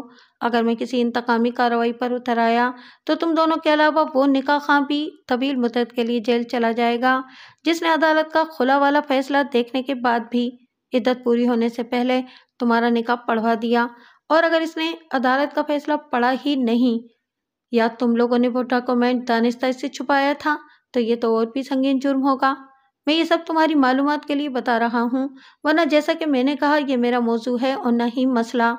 میں تو اس سچائی کو اجاگر کرنے کی کوشش میں ہوں کہ میرے موکل نے زندگی کے ہر مرحلے پر تمہیں مات دی تھی۔ اس شکست مسلسل نے تمہارے دل و دماغ میں ملزم کے لیے شدید ترین نفرت پیدا کر دی تھی۔ تم اس سے بھیانک انتقام لینا چاہتے تھے، لیکن تم اپنے کاروباری معاملات اور دولت کو سمیٹنے میں اتنے مصروف ہو گئے کہ بدلے کا خیال تمہاری یادداشت کے کسی خانے میں کہیں دب دبا کر رہ گیا۔ کافی عرصے کے بعد جب میں نے دانستہ رک کر لمحاتی خاموشی اختیار کی اور پھر اپنی بات کو آگے بڑھاتے ہوئے کہا، جب تم نے سلمیٰ کو پہلی بار دیکھا تو اس کی دلکشی اور خوبصورتی پر ریجھ گئے۔ وہ کسی اپارٹمنٹ کی بکنگ کے حوالے سے معلومات حاصل کرنے تمہارے آفس آئی تھی۔ تم نے اپنے دل میں سلمیٰ کو حاصل کرنے کا فیصلہ کر لیا۔ وہ دولت کی بھوکی تھی اور تمہارے پاس اس جنس کی کوئی کمی نہیں تھی۔ تم دونوں قریب سے قریب تر ہوتے گئے، لیکن جب تمہیں پتہ چلا کہ سلمیٰ شادی شدہ ہے تو ایک لمحے کے لیے تمہارا دل بجھ سا گیا، مگر اگلے ہی لمحے تم نے اس مسئلے کا حل بھی نکال لیا۔ تم نے سلمیٰ کو سمجھایا کہ وہ اپنے شوہر کے ساتھ ایسا سلوک کرے کہ وہ بندہ اسے طلاق دینے پر مجبور ہو جائے۔ تمہاری سیکھ کے جواب میں سلمیٰ نے تمہیں بتایا کہ اس کا شوہر ٹیچر پھٹیچر احمد نوید اسے بہت زیادہ محبت کرتا ہے اور یہ کہ وہ کسی بھی صورت اسے طلاق نہیں دے گا۔ تو احمد نوید کا نام سنتے ہی تمہارے دل میں سویا ہوا انتقام کا آتش فشاں پھٹ گیا۔ اب تو تمہیں ہر قیمت پر ملزم کو نیچا دکھانا تھا، بلکہ اس کے جذبات و احساسات کو کچل کر رکھ دینا تھا۔ زندگی بھر کی نفرت کو ٹھنڈا کرنے کا اس سے اچھا موقع تمہیں دوبارہ نہیں مل سکتا تھا۔ سلمیٰ تمہاری دولت کی چمک سے متاثر ہو چکی تھی، لہٰذا اس نے وہی کیا جو تم نے اس سے کہا۔ خلا کی وجہ بھی تمہارا ہی آئیڈیا تھا۔ بالآخر تم ملزم کی محبت کو چھین کر اس سے زندگی بھر کی ناکامی کا بدلہ لینے میں تو کامیاب ہو گئے، مگر تمہارے دل کی کدورت اور دماغ کی غلاظت کو قرار نہ آیا اور 3 سال کے بعد افطرا پردازی پر اتر آئے۔ تم نے بابر علی کو 5,000 روپے میں خرید کر ایسا گھناؤنا کھیل کھیلنے پر مجبور کیا جس کے نتیجے میں میرا موکل یا تو خودکشی کر لے اور یا پھر زندگی بھر اپنی ہی نگاہ میں گر کر گندی نالی کے کیڑے جیسی حیثیت اختیار کر لے۔ لیکن تمہاری بدبختی کہ احمد نوید کا کیس میرے ہاتھ میں آ گیا۔ لمحاتی توقف کر کے میں نے ایک آسودہ سانس خارج کی اور پھر کہا، اب صورتحال یہ ہے کہ تمہارا یہ خریدا ہوا بچہ جمورہ بابر علی تو سیکشن 51 52 52A 191 192 اور 193 کے تحت ایک لمبے عرصے کے لیے جیل جائے گا، اور تم دونوں میاں بیوی میرے موکل کے خلاف ایک سنگین سازش بننے کے علاوہ اللہ کے قانون کو توڑنے کے بھی مرتکب ہوئے ہو۔ اگر تم دونوں پر حدود آرڈیننس کا اطلاق ہو گیا تو اس کے بعد میں صرف یہی کہہ سکتا ہوں کہ حجت تمام ہوئی۔ اس کے بعد آگے ہے لا بلا بلا۔ پھر میں نے اپنا روئے سخن جج کی طرف پھیرا اور نہایت ٹھہرے ہوئے لہجے میں کہا، جناب عالی، مجھے گواہ آغا مسعود سے اور کچھ نہیں پوچھنا، اور میں صفائی کے گواہ عبدالکریم کو پیش کرنے کی اجازت چاہوں گا۔ عبدالکریم اس شہر کے ایک بااثر سماجی شخصیت ہیں اور وہ کلاس 1 سے کالج تک آغا مسعود اور احمد نوید کے ساتھ رہے ہیں۔ وہ اس حقیقت سے پردہ اٹھا دیں گے کہ میرے موکل پر لگا ہوا الزام سچا ہے یا وہ آغا مسعود اور اس کی بیوی سلمیٰ کی ملی بھگت کا شکار ہوا ہے۔ عبدالکریم ملزم اور آغا مسعود کو بچپن سے جانتے ہیں اور ان دونوں کی ایک ایک اچھائی اور برائی سے بھی بخوبی واقف ہیں۔ آئندہ 10 منٹ میں عبدالکریم نے میرے موکل کے حق میں گواہی دے دی۔ اس کے بعد جج نے آغا مسعود کی طرف دیکھتے ہوئے درست لہجے میں استفسار کیا، مسٹر آغا، آپ اپنے دفاع میں کچھ کہنا چاہیں گے؟ آغا مسعود نے کھنکار کر گلا صاف کیا، لیکن اس سے پہلے کہ وہ اپنے منہ سے ایک لفظ بھی نکالتا، بابر علی کی چیخ سے مشابہ آواز کمرہ عدالت میں گونجی۔ وہ فریادی لہجے میں جج سے مخاطب تھا، سر، مجھ سے غلطی ہو گئی، میں 5,000 کے لالچ میں آ گیا تھا، میں آغا صاحب کے پیسے واپس کرنے کو تیار ہوں، مجھے جیل نہیں جانا، پلیز مجھے معاف کر دیں، میں قسم کھا کر کہتا ہوں کہ سر احمد بے قصور ہیں، میں نے یہ شیطانی ڈرامہ آغا صاحب کے کہنے پر کیا تھا، مجھے معلوم نہیں تھا کہ اس کے اتنے بھیانک نتائج بھی ہو سکتے ہیں۔ اس کے بعد وہ باقاعدہ بلک بلک کر رونے لگا۔ بابر علی ان لمحات میں واقعتاً ایک یتیم اور مظلوم بچہ ہی نظر آ رہا تھا۔ اس نے اقبال جرم کر کے نہ صرف آغا مسعود اور سلمیٰ کے لیے سنگین مشکلات کھڑی کر دی تھیں، بلکہ صحیح معنوں میں حجت تمام کا حق بھی ادا کر دیا تھا۔ میں نے رفتہ رفتہ ٹھوس دلائل کی مدد سے اس تغاضا کے گرد اپنا حلقہ اس طرح تنگ کر دیا تھا کہ اس موقع پر اس کے لیے سانس لینا دشوار ہو رہا تھا۔ وہ میری مخالفت میں زبان کیا کھولتا؟ یہ بتانے کی تو ضرورت ہی نہیں کہ آئندہ پیشی پر عدالت نے میرے موکل احمد نوید کو باعزت بری کر دیا تھا۔